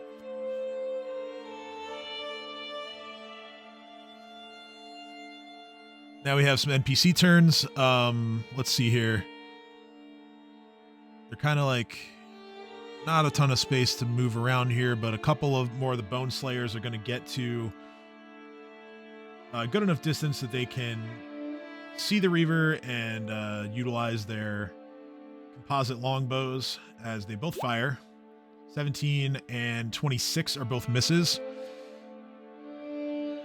The leader of the Moon Maidens will run past everybody over here. She is going to intentionally drop prone to the ground just so she can fling, almost like frisbee style, one of her star knives under Reef's legs. And she rolls a critical hit. Let's go. As the star knife actually hits the Red Reaver. She throws it with kind of like a rising motion to it, and you kind of see it catch the Reaver like on the underside of its chest. And it deals 31 points of piercing damage to the Reaver.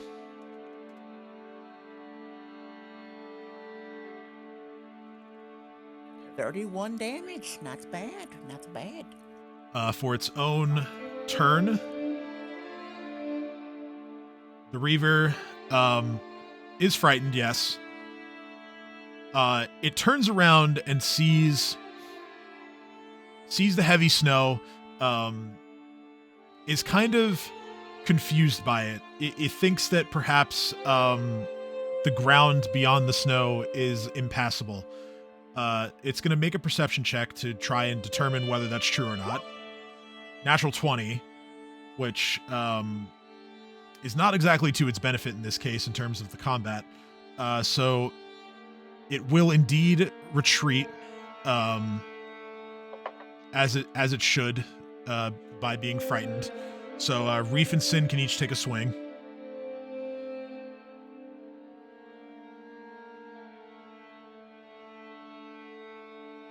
Swing.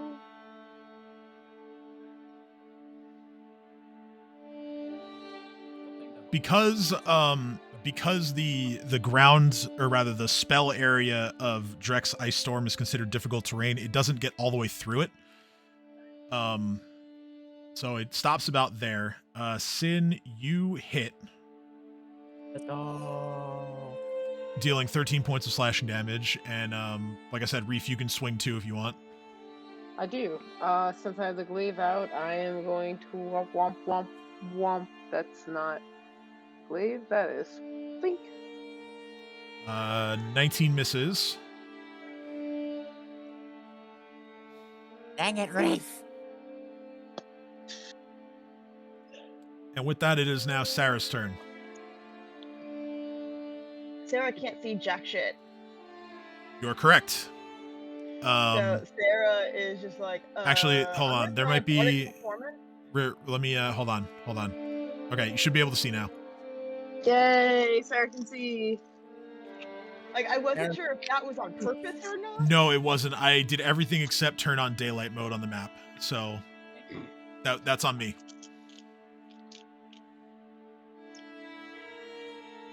Alright, so Sarah's gonna start a bardic performance. Okay, which one? I think I know which one I'm gonna use. I just want to check something. Yep, nope, and oh, it's a new day, so I get all my bardic performances back.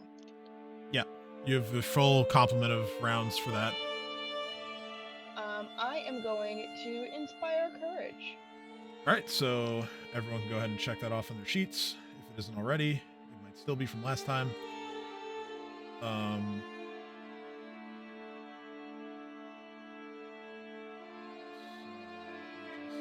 Here, add something real quick. I turned mine on, and huzzah! Now Reef has a chance to hit him now. Thank you.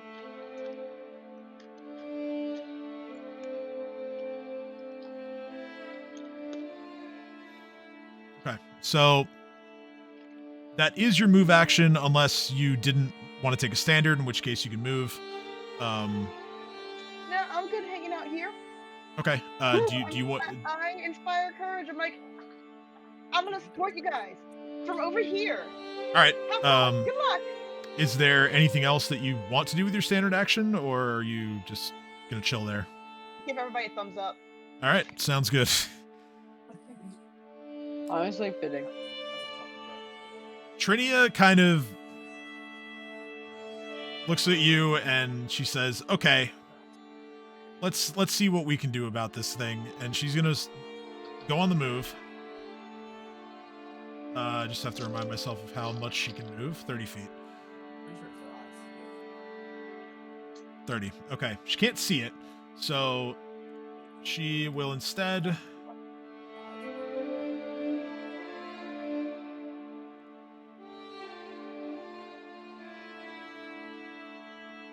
look up at Big Reef and Sin, for that matter, and she's just gonna say, "Here you go nuts, buddies," and she casts haste on both of you. Let's go. So when each of you are full attacking, you each get one extra attack at your maximum bonus. You also gain a +1 to your attack rolls, and you also get a +1 to your AC and your reflex saving throws while the spell is active.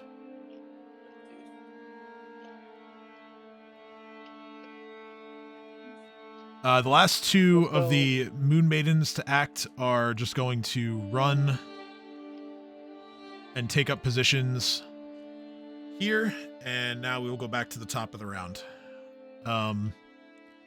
Theo is going to call out to the two of you in the front, and he's just going to say, "Do you want me to go in, or do you want to handle it?" We're going in. Go in, but don't get charged. If you do. He just says, "Okay, well, we'll see how much I can do," and he is going to let's see what I can do with this 30 feet of movement here. Let's see.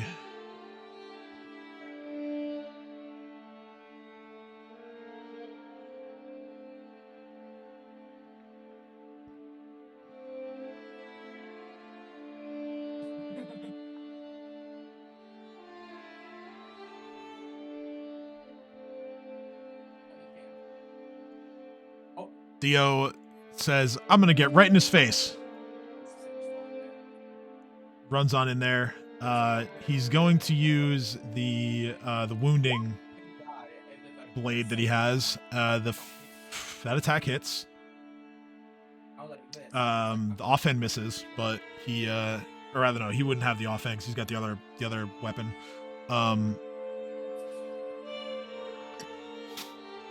He deals 7 points of damage, +1 bleed.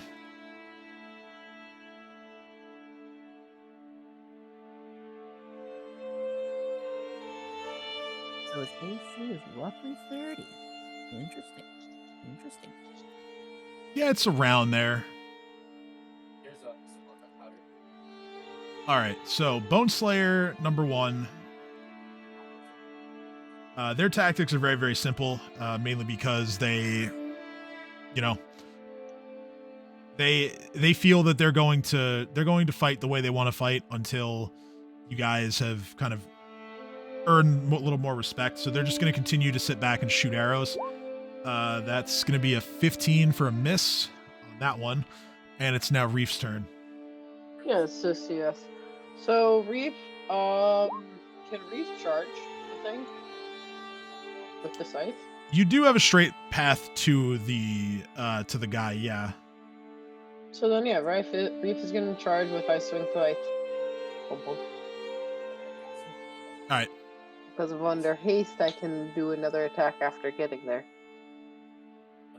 Well, it's only when you full attack. So now you could technically, because you were here, right? So you could. Oh no, you don't have 5-foot step. You don't have long arm active though. But I'm enlarged, so my reach is longer in general. That's true. It is okay. So yes, you could 5-foot step and then full attack. Then yes, that's exactly what I'm going to do. You can kind of like shimmy your way through the doorway, kind of, and just get to within range.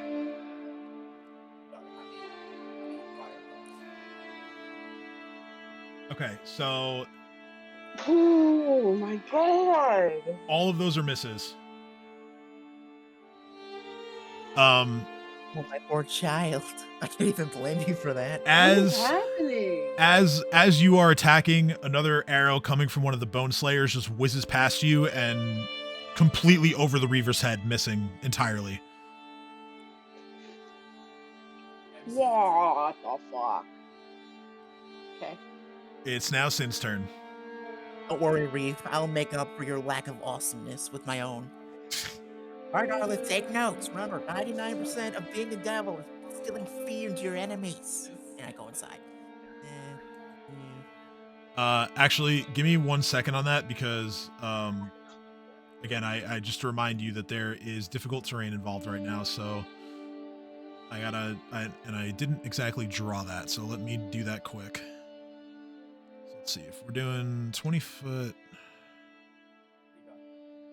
Jack would have put it ending about there.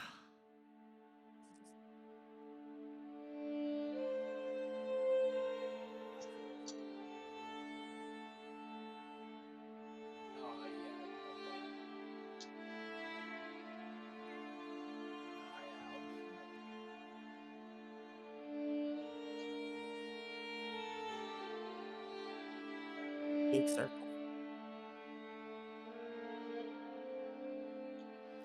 Okay, yep, that's a 20-foot radius cylinder that this spell takes up. So I have 30 extra speed, so difficult terrain's half, so I'm just going to treat myself as if I had 30 in normal speed anyway. right, yeah, because you're hasted, so you do get more movement.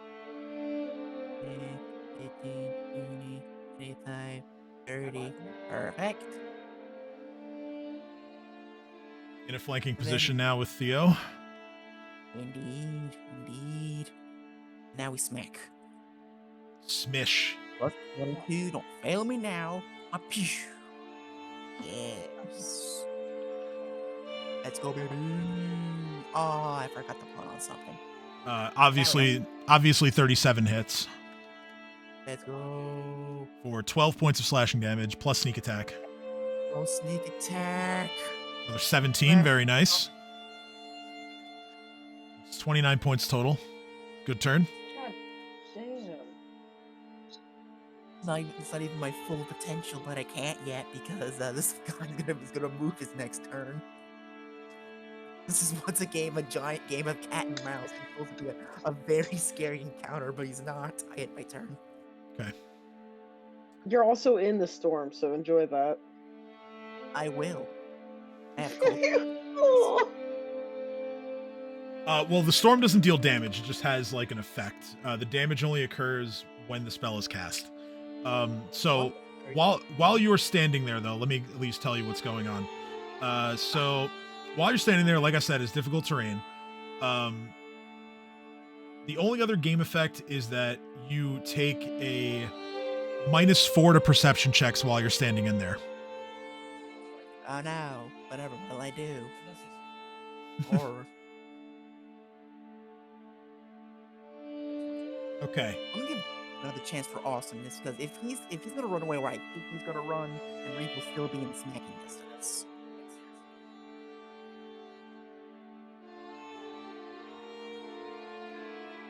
This Moon Maiden is going to take a few steps forward. She's going to stop just at the edge of the snowfall. She's going to chuck another star knife at the Reaver. And she unleashes a hearty battle cry as she does. She lands with a natural 20, although it is not confirmed. She does still hit, and it's going to be 8 points of piercing damage. Drek is going to take a couple steps forward. He will try to utilize his sling against the Reaver.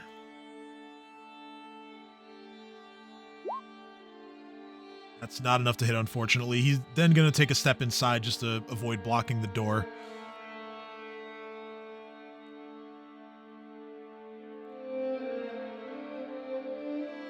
Two more Bone Slayers step forward, and one more Moon Maiden is going to do the same. She's going to run in. The Bone Slayers will sit back and shoot their longbows again. 23 and 21, those are misses. The leader of the Moon Maidens will throw another star knife, and she hits with a 28. Another 9 points of piercing damage to the Reaver. So, the Reaver, still frightened, no longer bleeding. Or sorry, no, is bleeding. Forgot. Bleeding is not on a timer. It's just 1 point. So let me change this to this for the other conditions. So though it is frightened, frightened creatures are allowed to use abilities that can help them escape if needed, and the Reaver is going to do exactly that. So the Reaver...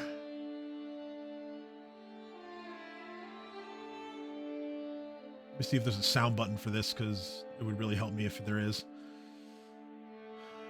No,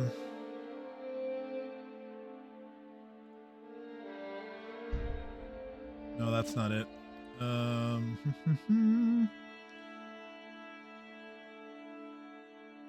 What about this one?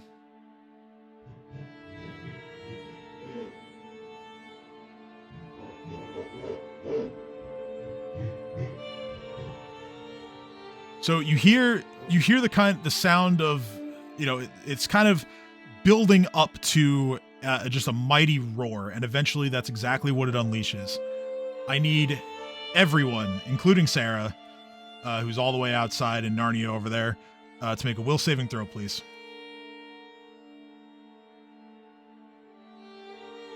Will saving throw. I'll let you guys Or roll just first, and run then I'll do all the NPCs after. Yeah, will save, I please. don't know. Is it No. technically a magical ability because it's a magical creature? No, this is not not any ability like that. This is a nauseation or sickening. no, it's not. This is a supernatural ability that the creature possesses. It is related to fear though, so Sarah does get a +2. Dang it, does count for supernatural ability. I just rolled low. I got a 8, and Sin rolled in that 1. Yes, and Theo. Dang it, my thing would have came in perfectly. It just didn't work. All right, so that's all of you guys. Let me roll the NPCs, and I'll let you know what happens. So let's see, Drek. Okay. Trinia.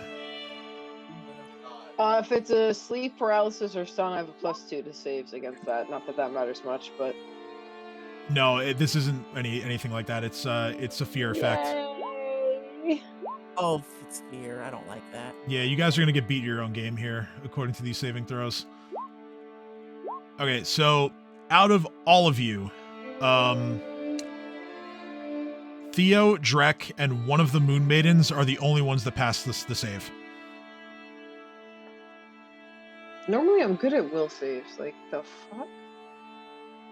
I rolled a 2. That's As- why. But one chance. As a result, let's see here. Now I got to do some measurements. Okay. Yep. Yes. Yeah. Technically, yeah. No. Okay. Those outside of 30 feet are simply shaken. Everyone inside of 30 feet is panicked. So I'm inside. Well, I'm inside. inside the 30-foot range. So even these two are also panicked. Yeah. Everyone beyond these two, well, Trinia is panicked as well. The edge of her square is before 30 feet. I just had it up. But yeah, so if you're not within this segment, you are simply shaken. The rest of you are panicked. Panicked, of course, you have to drop everything, run from the Reaver. At the conclusion of your next turn, you do get another save to end the effect. And once you successfully save, you cannot be affected by the roar again for 24 hours.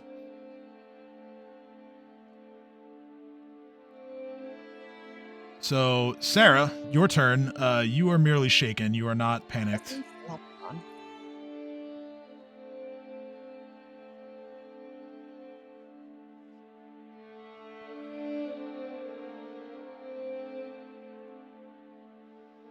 Still frightened after all.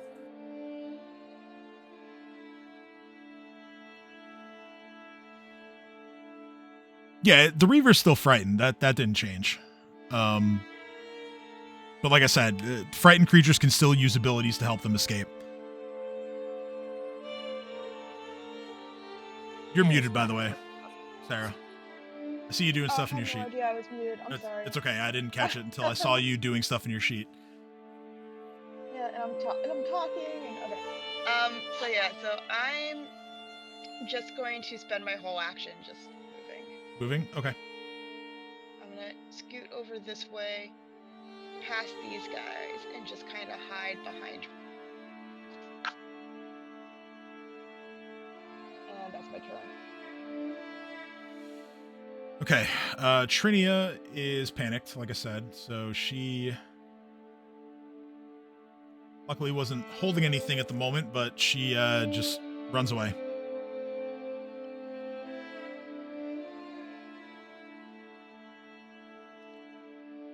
The two Moon Maidens further back who are simply shaken and not panicked. One is going to do her best to put on a brave face and walk forward. She throws her star knife, but it's really like a half-hearted effort, and it doesn't connect. The other Moon Maiden is going to come in and go to the left. She'll do the same.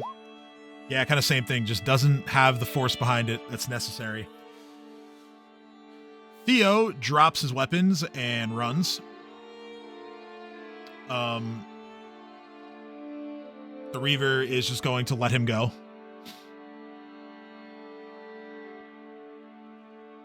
This Bone Slayer is simply shaken.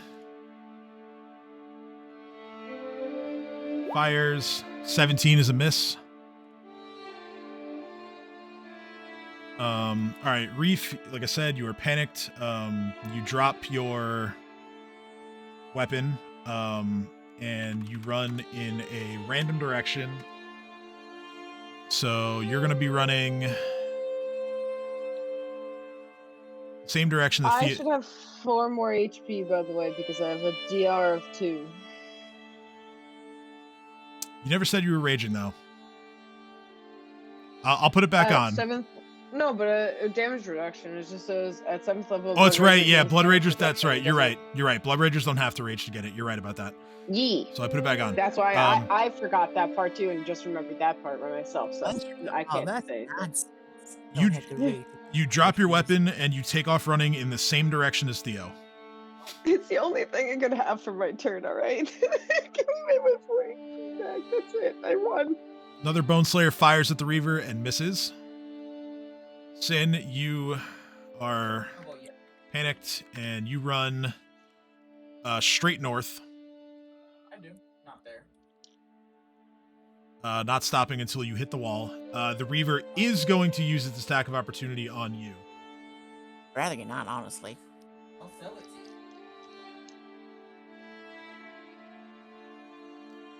And let's see here.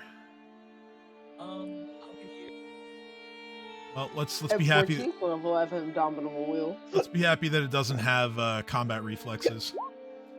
Okay, so it's going to try to get you with a bite attack. It rolls a 41.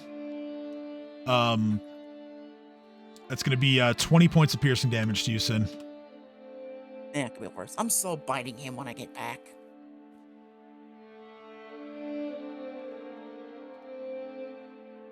One of the Moon Maidens just runs this way. She actually starts like running up the stairs. Drek. Oh, that's right. By the way, Reefitson, you get to make will saves to end the effect. Oh, wow. That Inspire Courage is helping. I don't think Inspire Courage actually does anything. It doesn't do anything for saves, no. I know, I was Come making a on. joke. Come on. Yeah, I didn't save. Feel the will. Eh? 18. Oh, I didn't mark that I was panicked. So Oh no, give me a 18 is moment. not, it was not 18. It's 22, yeah. 22, Here, this is a supernatural ability. I need to Yes. re-roll because I wasn't panicked. Or you can subtract. Panic whichever you Panic prefer. doesn't oh no, actually no, yeah, it does. It's just a -2. So okay. So it's a -2, it would be an 11, or the nat 1 I just It's- rolled, whichever you prefer. we'll make it 11. Theo rolls a 12, Sin plus 4 -2, it's a 20. I believe Sin breaks out of it. Let me just make sure. What? His save can't be higher than mine, right? Yes, Sin, you're okay now. I'm so going back there and murdering him.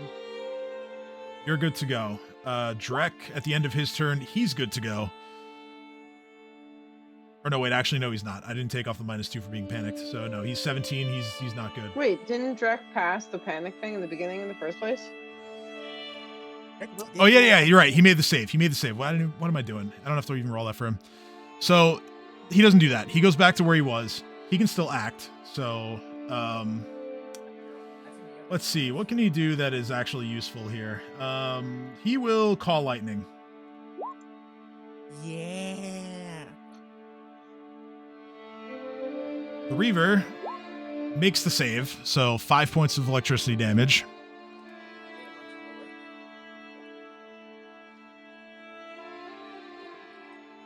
Now I gotta roll random directions for a bunch of people here. All right, so she runs into a wall over there.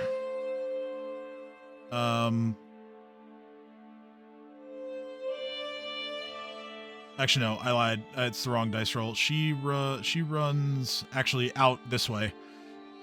This guy runs over here, and the other one goes over this way. So now it's the Reaver's turn. The Reaver cannot roar again this turn. So, given that it is still frightened, it is going to try to fly over this way, towards that staircase. Sarah's turn.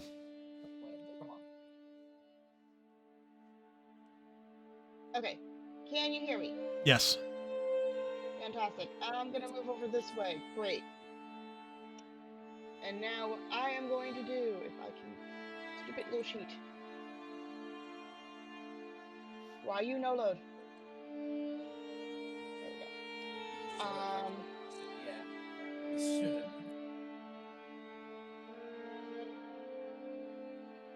This way. No, I like where I was. Okay. Sorry, I just want to check something.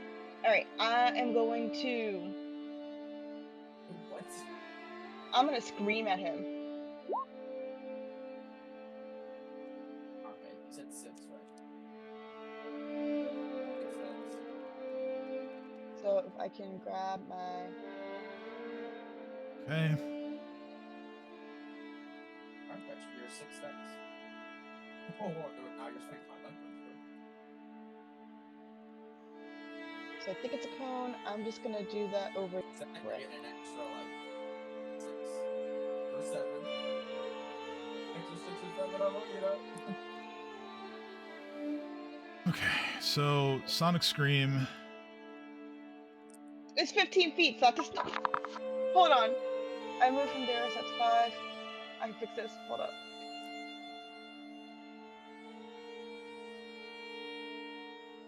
Right, because I moved 5, 10, 15, 20. So you're in difficult terrain now. Just letting you know. But you're within range, yeah. And now I'm within range to do that. Cool. Okay. Reaver makes the save. Still takes 3 points of sonic damage.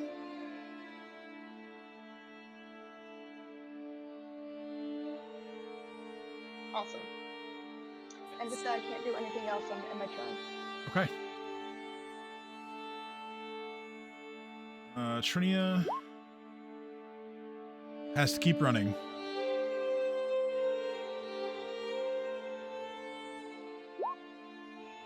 And she fails to save again.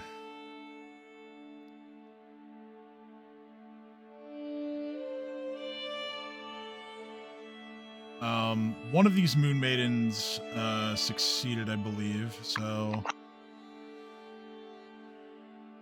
or no, these two were both further. No, yeah, one succeeded. The other one is just shaken. So the successful one is gonna move this way.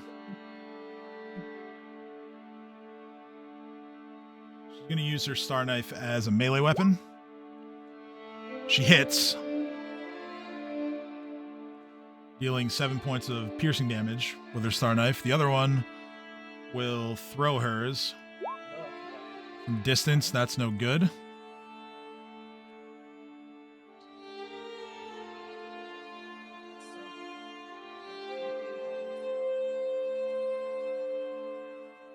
Theo must continue running. Oh, you're garbage. 6, 4, 7. Alright, that's my new main program move. It's 6, 4, 7. Fails.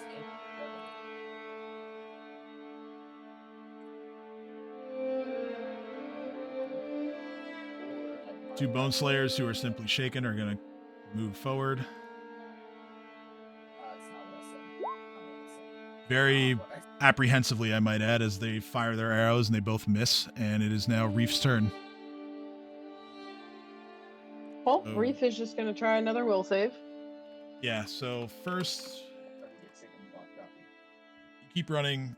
This time you just go straight to the east. And that's all, folks. No good. Sin's turn. Alright. Tim, it's time for some big brain plays. Okay. To be honest, I kinda need it. Yeah, I would say so. Because, unfortunately, if my memory serves me right, the only way that I can get Sneak Attack off is if I hit him within that round and then last round of me hitting him. And since I didn't hit him last round, that means I can't Sneak Attack him again yet. But he's on the move, so I don't care. So I was roughly around about here, my memory serves me right. but I don't have enough movement to get my weapon and stab him. Wait a minute.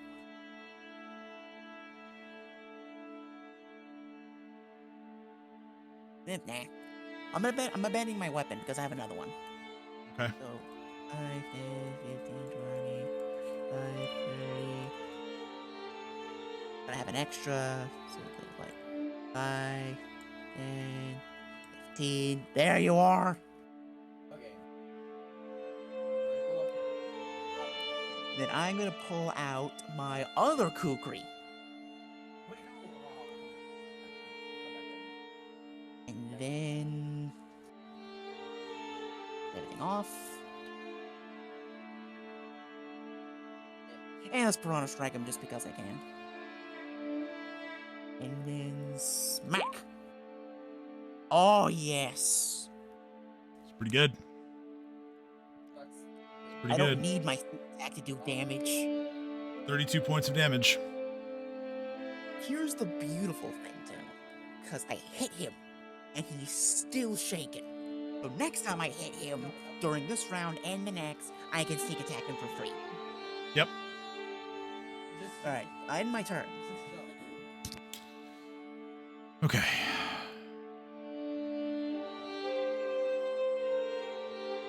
Another panicked Moon Maiden is going to keep running. She's actually going to go all the way up the stairs. She's cutting him off at the pass. I like to see it. Yeah. Drek will make sure I'm actually getting rid of some of these spells here we had prepared. Drek, wanting to deal a little more damage, will hit the Reaver with a Stone Call for 7 bludgeoning.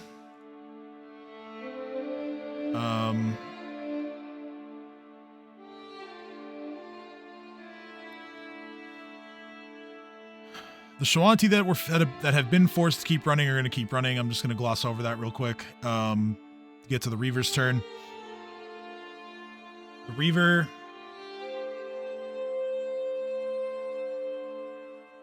back against the wall, although it does have a staircase it can flee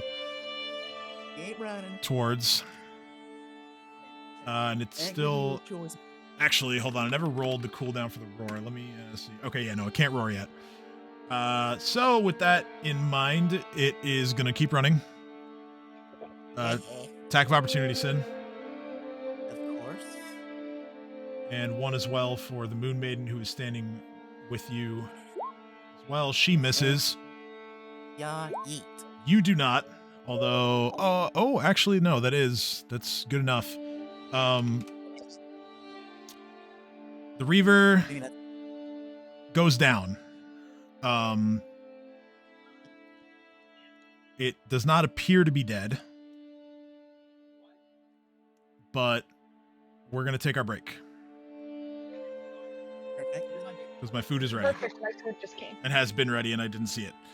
So we're going to go to break, and when we come back in, I don't know, a little bit, 15 minutes or so, we will deal with the aftermath.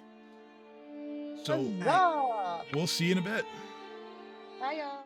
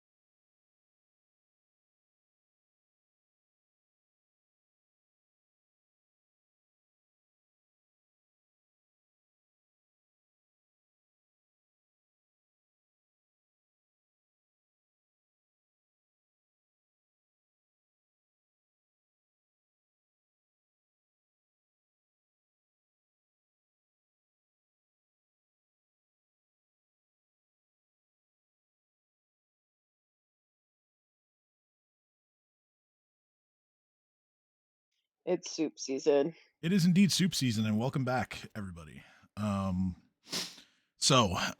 We left just before break with the Red Reaver going down.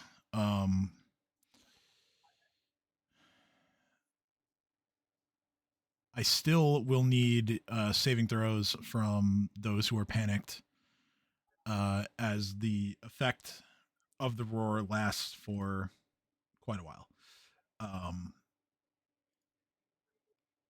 If you cannot make the save, that is. Oh wait, no, I'm sorry. I read that wrong. No, it doesn't last that much longer, actually. So I'll hand wave that. So a few seconds after the Red Reaver goes down, those of you who were panicked snap out of it, and you can return to the House of the Moon and rejoin your friends. For his part, Drek will dismiss the ice storm.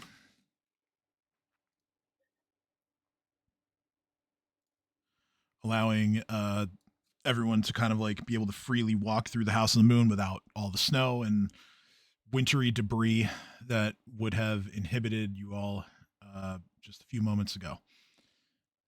So take us out of initiative. All right, so Sin, you are the closest, as well as one of the Moon Maidens. What would you like to do? Me? No, Sin. I'm laughing at me being so far away. Sorry. I just realized I Yes. zoomed out. I zoomed out. Yes, you are quite far away. So big, but so far.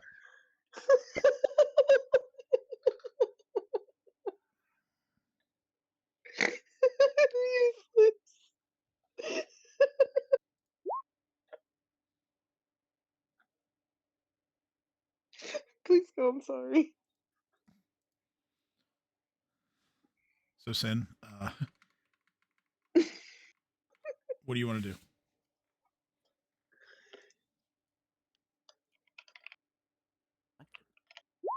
I would like to make sure that he's dead. Okay. Roll a. Well, actually, how do you want to make sure that it's dead? The only way I know how. Stab by it again. Stabbing it. Okay. The Moon Maiden next to you is inspecting the body just to figure out what's going on. Go ahead and it's coup de grace, I guess. Yeah, because it's Yeah. So I'm gonna pick like a I don't like on one hand I want to make sure it's dead, but on the other hand I don't want to damage any of the valuables that its body parts are worth. So that's where I'm aiming. okay. Fair. As best Right. of your knowledge, anyway. Yeah, true. That's my knowledge. But I'm assuming that creatures follow the same rule set. So let me see. We gentleman's foil, bam bam, and then we kukri, bam bam, and then we gore, pow, and how many d6s do I roll? So 1, 2, 3, 5, 5 times 6, so 30 d6. Honestly, that's what this was supposed to look like. Is that how this works? That sounds Okay. The thing is, sure. Yeah. Because it's no I mean, 46. I'm so foolish. No, it's 46, not 56. Why am I thinking that? to be fair, a 1, coup 2, de grace is 3, 4. one attack, but you know, 5. whatever. It's fine. Yo, I could have swore that you told me before that coup de grace can be all of your attacks. I swear we've done that before. It's fine. It really doesn't matter for this. Whether you're doing them all or not. It's 20. That's the real number. All right, what page?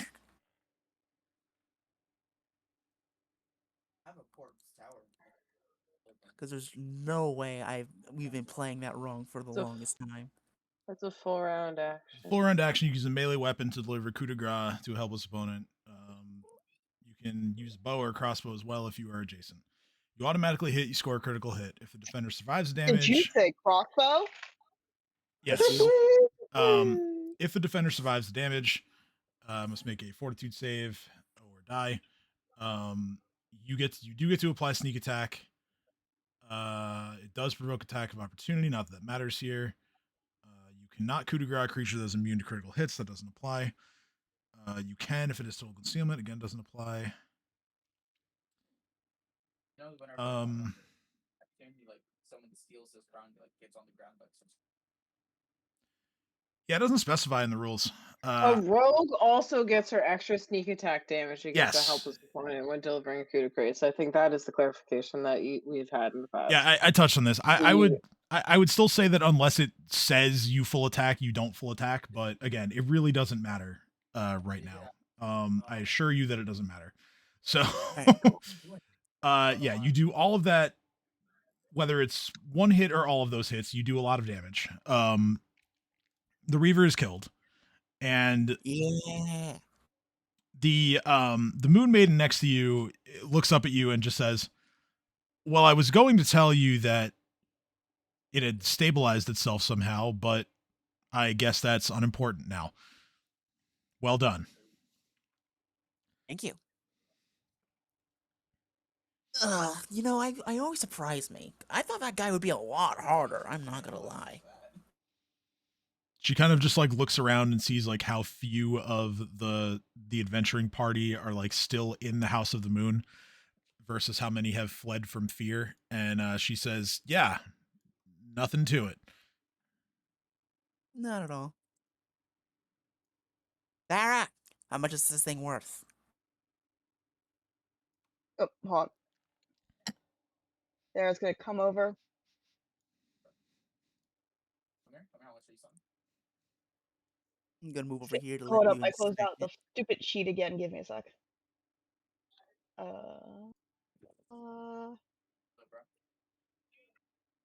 Appraise.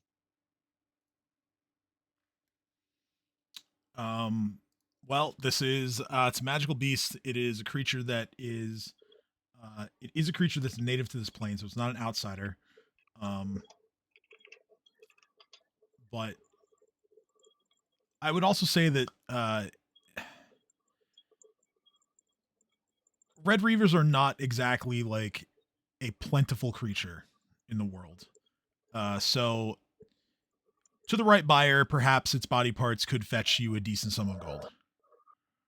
It's worth jack shit. Yeah, I don't care. In the name of the Hoard, I send the Slayer of the Red Reaver claim it's for all of the money. Wait. I thought that Reef was the leader of the Horde. I never said I was the leader of the Horde. I said in the name of the Horde, as its Slayer, because I'm the one who killed it, I proclaim it in the name of the Horde. Oh, I heard Slayer as leader. Sorry. So yeah, nice try. I'm on to you. No, I legitimately misheard. Like out of character. Interesting. I'm still gonna say that anyway. Yeah. That's where we're So at. Sarah's like, okay. I'm gonna drag the Red Reaver over to Reef. Okay, you're the one asking what is. Am I not panicked anymore? By Eventually now, goes away. yeah, by now it's done with. Without making any of the saves, the panic lasts for only 4 rounds. So yeah, it's basically like a round or two after the conclusion of the fight is when all of you shake it off. Those of you who were panicked, that is. Same goes for the shaken condition that it applied to those who were outside of the 30 feet panic range. So then, yes, technically, I am here.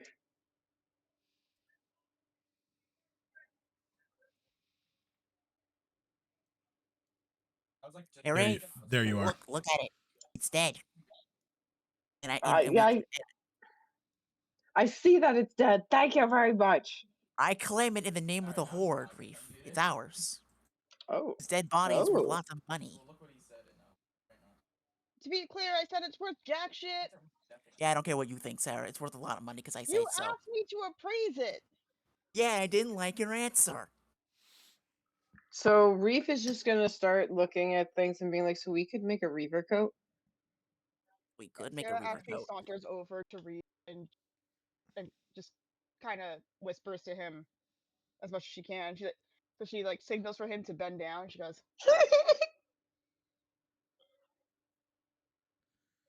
Reef acquiesces. The fact that Reef is so okay with like the prospect of a skin suit is giving me so many ideas.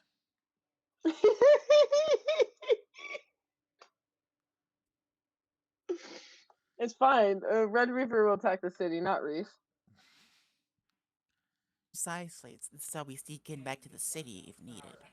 But for now, we claim our prize. Violet. She walks over to you and kind of just stares, waiting for orders. Look at this red reaver, Arlith. I killed it. Super easy. One day, after I passed on all my knowledge to you, you too will easily be able to kill this thing.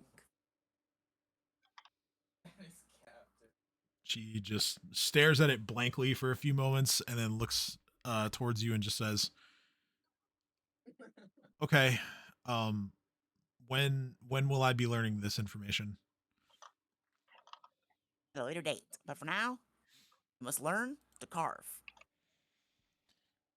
She turns she turns towards Sarah, who's standing behind her, and she just says, "Is he always this cryptic?"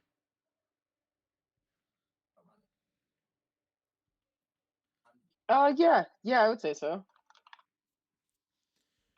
Okay, good to know. Oh, we lost somebody. Oh, We lost her. We lost Kim. No. hi. And Kim's Please back. return to us. The Moon Maidens are going to kind of like break off from what you guys are doing. They're gonna like walk around and kind of check out the bodies of their fallen from like previous attempts to come in here. And you watch as they collect a few items from all the bodies that are strewn all over the place. They do their best to kind of like get the bodies into like one central area so that they can move them out later. Take them over to the Lyrune-Quah, of course. But eventually, the leader is going to walk over to you guys, and she says, "First, I'm sorry for not engaging in proper introductions before. I am Tekrakai, and these are my fellow Moon Maidens, Maeva, Yandri, and Iaklai." And she's now holding like a bundle of it looks like some armor and some star knives, and she just says, "These belong to our fallen, and I would offer them to you for helping us reclaim our sacred temple here." Reef sheepishly, since he's standing in front of them, takes it, but immediately hands the things to Sin. Yes, more loot for the Hoard. Yes. Reef is like, I don't deserve any thanks. I ran into here the entire time, but thank the rest of the Horde. They're the reasons we succeeded. I'm Tekrakai glad to agree. Yoink. Tekrakai reaches towards you, and because you're so big, she just puts a hand on your hip instead of your shoulder, like she Yeah. would have otherwise. And she just says, "Do not sell yourself short. You stood before a terrifying beast that killed many of us. Wait a minute, if I stay in here, they're gonna kill me. That's more than a lot of others would do." I killed it. Yeah, that's why I gave you all the stuff, Reef says, glaring at him. And it goes, thank you. And bows his head in respect. From the back, you just hear Theo shouting over towards Sarah, "What's all that stuff do?" I don't know. Sarah, appraise it. Help Theo. No, I mean like magic. I don't care how much it's worth. Or, well, that's a lie. I do, but I want to know if it's magic. Is it magic? Is it? Sarah, is it magic?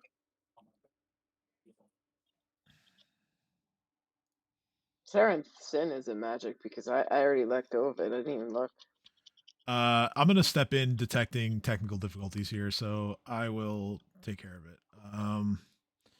Thank you. Yep.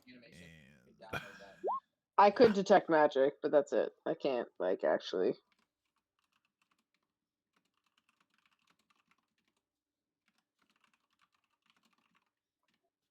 that's the gear. Okay.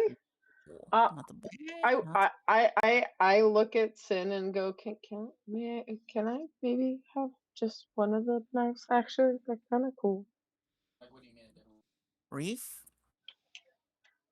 I would not be a humble savior if I did not at least give you one of the star knives. You may have one. Reef squeeze and happiness. So yeah, Alright, I call dibs one of the hide armors.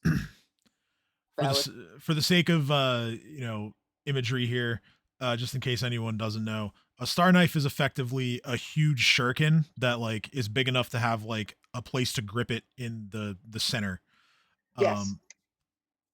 As essentially, I mean, when I showed the image of Tekra Kai before, she's holding them, so yeah, you can Yeah, you can see that what they are. that sparks joy. So yes, they can be used as melee weapons or they can be thrown. And they deal your choice of slashing or piercing damage when used. I believe it is 1d4 is the damage roll. Let me double check that. So basically a kukri, throwable. Do that another day. Let's like do it together. Yeah. Big, yeah, big, sort of. big. I'm also Big. assuming that it has more range than the dagger does in that department. It has more range as a thrown weapon than a dagger. It's a 20-foot range increment. Reef is so excited because Reef just loves throwing shit and goes, wait. You're telling me I have a weapon that's meant to be thrown?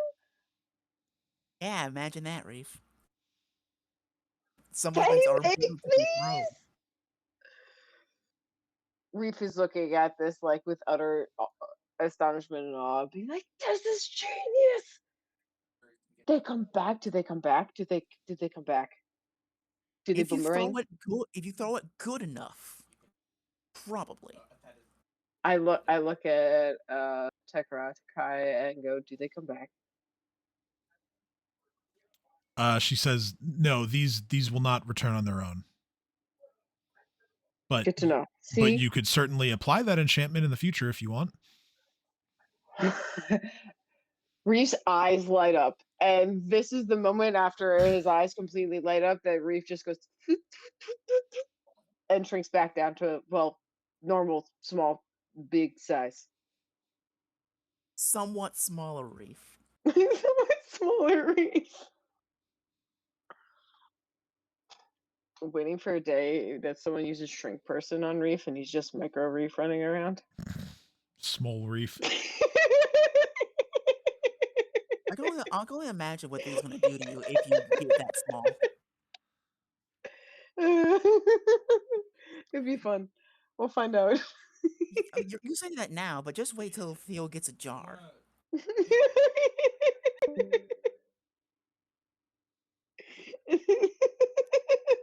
lose Kim again, I guess. We did. Yeah. Dang.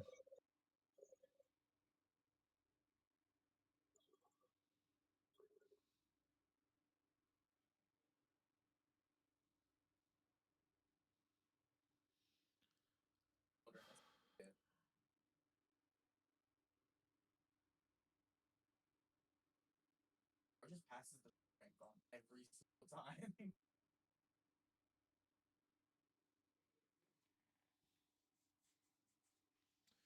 Okay.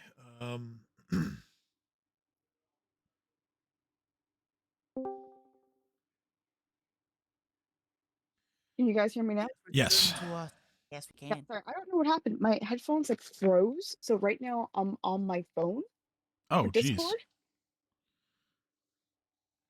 Okay. Well, yeah. I mean, I don't know if like you also couldn't hear what was going on. In the I meantime, couldn't hear or speak. I couldn't hear you guys either. gotcha. I Okay, have no idea so what's going on. essentially, the Moon Maidens offered you the armor and weapons that belong to those their sisters that were killed by the Red Reaver previously. On older kind of forays in here to get rid of it. So I had you like identify the stuff. I put it in the Roll20 chat. It's 3 sets of +1 hide armor and 5 +1 star knives. So once that's all taken care of, the Moon Maidens are gonna kind of get together for a minute. They're gonna talk amongst themselves, and eventually they're all gonna come back over, led of course by Tekrakai, and she um with a smile she says, "My maidens and I would once again like to extend our most heartfelt gratitude to all of you for helping us reclaim the House of the Moon. We understand that you are seeking an audience with Truth Speaker Akram. As I said earlier, he is currently away, but he and the rest of our tribe should be arriving in a few days. Um, in the meantime, I invite you all to stay here in the House of the Moon with us until that time. Um, Certainly, this place would be much more safe with adventurers such as yourselves around to stand with us."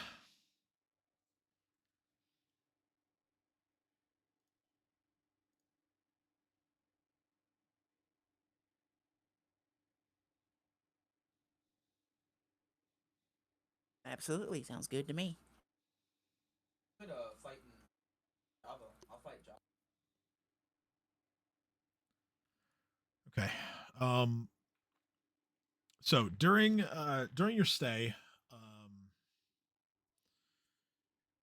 the just for housekeeping purposes, the Bone Slayers, they hang out inside the House of the Moon with all of you. When it's time to bed down for the night, they, much like they did with Krojan and his men, they elect to take their leave and sleep outside nearby.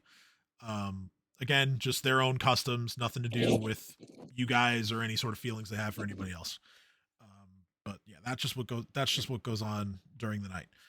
Um, Likely story. let me make a roll for hello.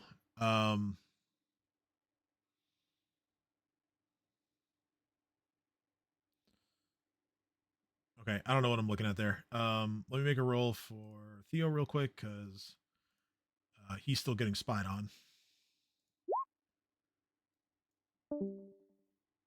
Okay.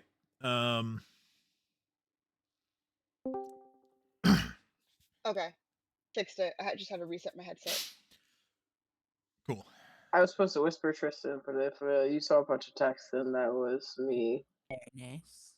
The first night inside the House of the Moon, Theo kind of like he's kind of just lying on the floor, kind of like drifting in and out, and then he like sits up all of a sudden, and he's like, "Man, I'm being watched again." Oh no. I'm so glad we all collectively agreed not to tell him. Well, Sarah didn't know, so she's like, "Oh, that sucks." Oh yeah, that's right. Sin's the only one who rolled high enough perception. Man, I'm glad I didn't tell him about that. And Good job. Reef woke up to everyone asking him questions and then going to talk to George or Gerald. Oh yeah, Gerald. I don't know why I wrote George before. I forgot it was Gerald. Okay, so let me I'm gonna make another roll because there's gonna be a message delivered randomly to one of the three of you. Reef, you hear a voice in your head that is familiar to you. The voices in my head. It is the voice of Leori. Oh. And she Oh. simply says, "Hey, sorry, but hey, thanks for not telling him that I was still watching. Your adventures looked so fun last time. I had to check in again." Reef just does a sending back, being like, "Well, yeah, as long as you don't plan anything evil for him, it's kind of fun and harmless. He likes you, you like him. Come back soon." "Oh, don't you worry. I'm not planning anything sinister." Can I sense motive that? I just want to say she is so gonna tie Theo. Um, I mean, really, she might. You know what? She's got nothing better to do with her spells today. Yeah, so she would have sent that message. Yeah, you really only have like inflections in her voice to go off of, but yeah, go ahead and roll a sense motive. Yeah, but I know from hanging out with her enough that, oh wait, I'm panicked no longer. I can turn that off at least. Yeah, turn that off. Roll it again, just in case it did do something. And It- if it's it low, did- if it it's lower than 14, I'll take the 14. But I'll let you roll again. Just oh, there you go.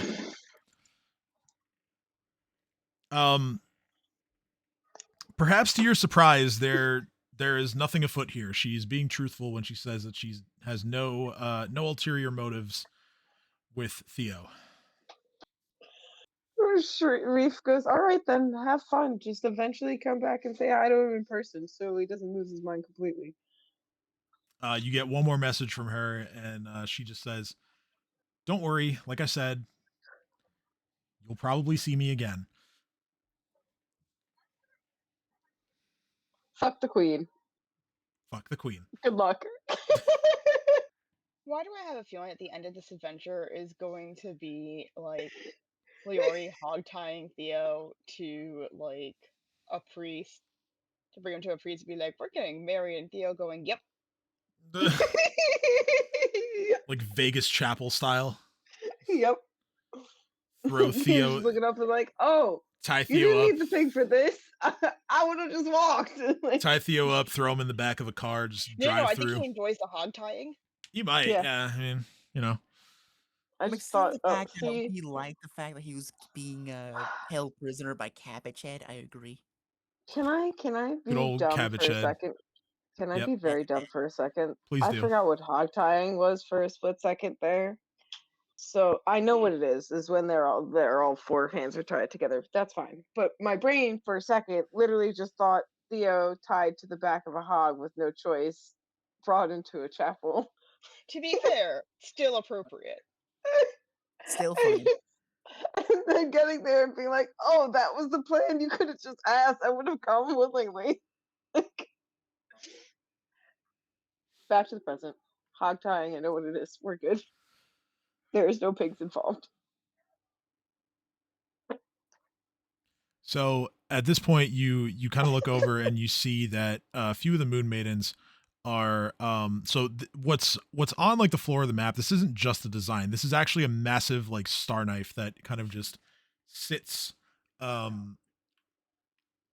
very kind of just like it almost appears that it's hovering over the floor a very small distance above it. But in fact, it is just very like cleverly balanced where it is. You watch as the moon maidens, the three of them, are kind of just like rotating the star knife, and they're trying to get it to sit a certain way. Um, if any of you guys want to try to figure out what they're doing, go ahead and roll knowledge. This would be knowledge local. Can you make Reef tiny again? Yes. Can I roll again? Because he's Oh, I tiny heard, and it "Can might you change make things. Reef tie me again?" I mean, hey. I know everything about the local area. I know. Let's What? go. I have a Okay. question, guys. Yes. Why don't I know anything at Because all? because you are big dumb dragon with a bigger scythe. To be fair, you chose to play Big Dumb Dragon. But I'm he not gonna has all lie. the I knowledge was skills. thinking of I was thinking of just telling him because you're stupid, Reef. That's why. But everyone else beat me to it. If you think about it, Maybe- Reef is actually highly intelligent, just not in a way that like matters directly, because Reef knows that he needs to put smart people around himself in order to rule eventually someday. Yes, Yes, exactly. Reef is Um, very dumb Probably and phrase is it is Reef incapable is of wise doing but this. not smart. Yes. so Okay, to be Intelligence fair, does I not have beget one. wisdom. Look I at do Forrest Gump. have. Forrest Gump was very wise, but intelligent he was not. Tim, it's really funny you say that because I have literally only a single more point of wisdom than intelligence. Sucks to suck because I'm both smart and deadly. I'm just saying, like, Why? Well, that's why you're the general. Reef knows enough to put brains around him. Yeah. And, there's something to be said for that. I'm putting that as my official title. I'm the witch doctor and I'm the general. Yeah. Okay, so Theo's chief strategist and also a general, so good luck with that. from the checks, Sarah and Sin, you both reach the understanding that the giant star knife in the middle of this floor is actually meant to represent a calendar. The reason why the Moon Maidens are working so hard to reposition it is because this calendar does not operate on its own. It has to be manually adjusted anytime somebody comes in here. And given the amount of effort that is apparently required of them to do this, the two of you kind of reached the conclusion that it's been months since someone did this. So this Red Reaver was in here for a while, or if it got here recently, no one's been checking on this place since before it got here. Sarah, But more than likely, it's just been here a while. Reef just sees struggles and goes, help? Sarah figures out what's going on, and she's like, "Do y'all need help?" As you ask, they're actually like they're just finishing up. So they kind of wave you off and say like, no, thank you, we got it. But yeah, so after a couple more moments, they position it properly and the correct month and day, according to the glyphs on the floor, is displayed. So I was like, so just out of curiosity, is it often that it's left this long, or was just like this just because of the Reaver? Tekrakai kind of like bows her head slightly and she says, it's mostly because of the Reaver. And she kind of motions towards the stack of bodies. And Sarah goes, I just wasn't sure if it was a ceremonial thing, as in like you only do this once every few months, or if it was we try to do it more frequently, but and then just gestures to the dead bodies. Well, yes, we are supposed to be performing more upkeep more frequently, but yes, the Reaver proved to be too strong for us. I understand. I just like learning about new cultures, so I thought I'd ask. Thank you for answering me, and I hope that I hope I didn't offend you by asking. Oh no. Or imply that you do not take good care of this place, because it is beautiful. No, not at all. We get visitors from all over the world actually. So many followers of the Great Dreamer make their way here, and many of them, and she kind of looks. Her eyes kind of narrow as she sees that Reef bears the Thrallkeeper's mark. And she kind of points to his hand and says, "Many of them are seeking exactly what you have on your hand there. They come here usually about once per year, and they head inside the Acropolis, and they seek to obtain the mark for themselves, and either they do or they don't, but either way they leave afterwards, and then we bid them farewell until the next year." And Reef looks and waves the hand that has the mark. and as well, she kind of gestures towards the fellow Moon Maiden. She says, though none of us bear the mark right now, all of us have earned it many times over. Reef bows his head in respect and goes, that's a trial. To do once was a honor. To see others who have done it and succeeded multiple times is a genuine surprise. Yes, we have a friend who nearly didn't make it out.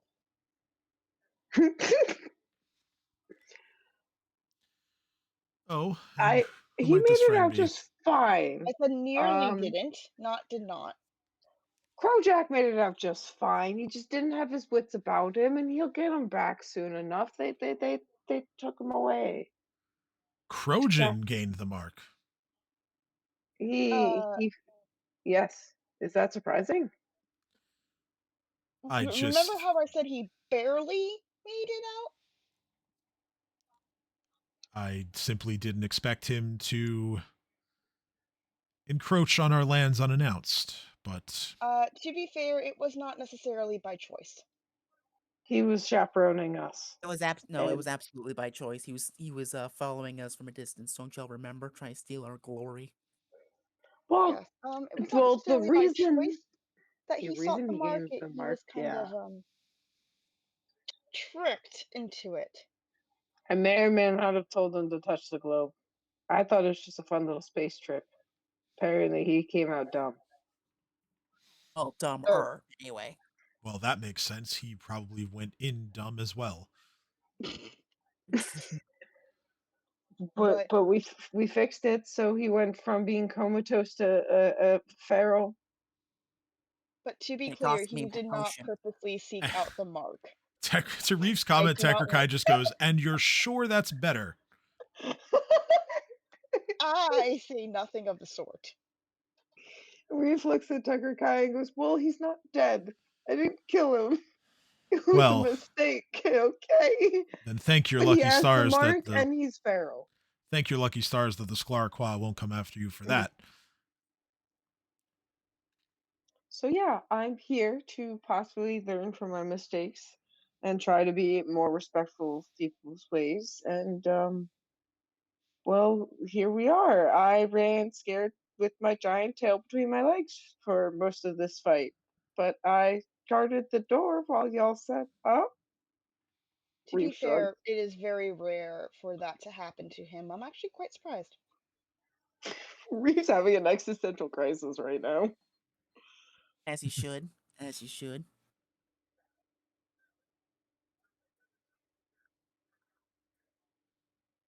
It's okay, you still have a chance to redeem yourself. Fire dragon worm eating gut time. I mean, Indeed. hey, if you want to get with my sister, I need to know that you're not going to run away in fear. And I failed. But to be fair, being with Sarah's sister will probably be just as gross, if not more so.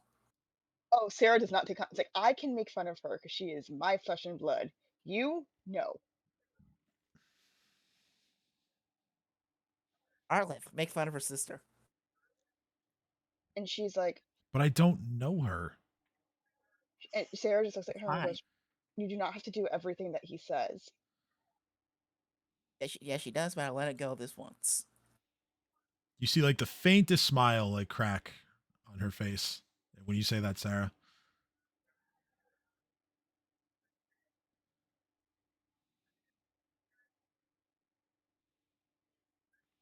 Um, but Tekker Kai says, "Well, glad everyone is still alive." She motions towards the Bone Slayers and she says, "Well, as you know, far be it from me to demand service upon a visit, but you all are the most knowledgeable about these things. If you don't mind helping me preparing these bodies to be transported to the Calamounds, that would be great. Thank you." And the Bone Slayers, they kind of look at each other and they agree, knowing that they must adhere to their traditions. So they assist Tekker Kai and the Moon Maidens in like just readying the bodies as best they can to be transported um, over to the Skull and Claw grounds. That takes about an hour or two. Yep, I know. I'm trying to wind down. And once that's all done, Tekrakai says, "Everyone, come upstairs. I actually would like to share a story with you of a visitor that we had recently." And as you all go up the stairs, we'll end there because I know you got to go. Um, and I will pick up from there in 2 weeks. So another successful step taken to aid the Shawanti. The respect points that are due from this will be given next time when Akram arrives, but you have earned some more respect. And again, you're about halfway to the number of points that you need. Yay! So with that, we'll end. We'll see you in 2 weeks. We'll pick up from here with more adventures in the Cinderlands in our Curse the Crimson Throne campaign. Until then, hope everybody has a good night. We'll see you on the 26th. Bye.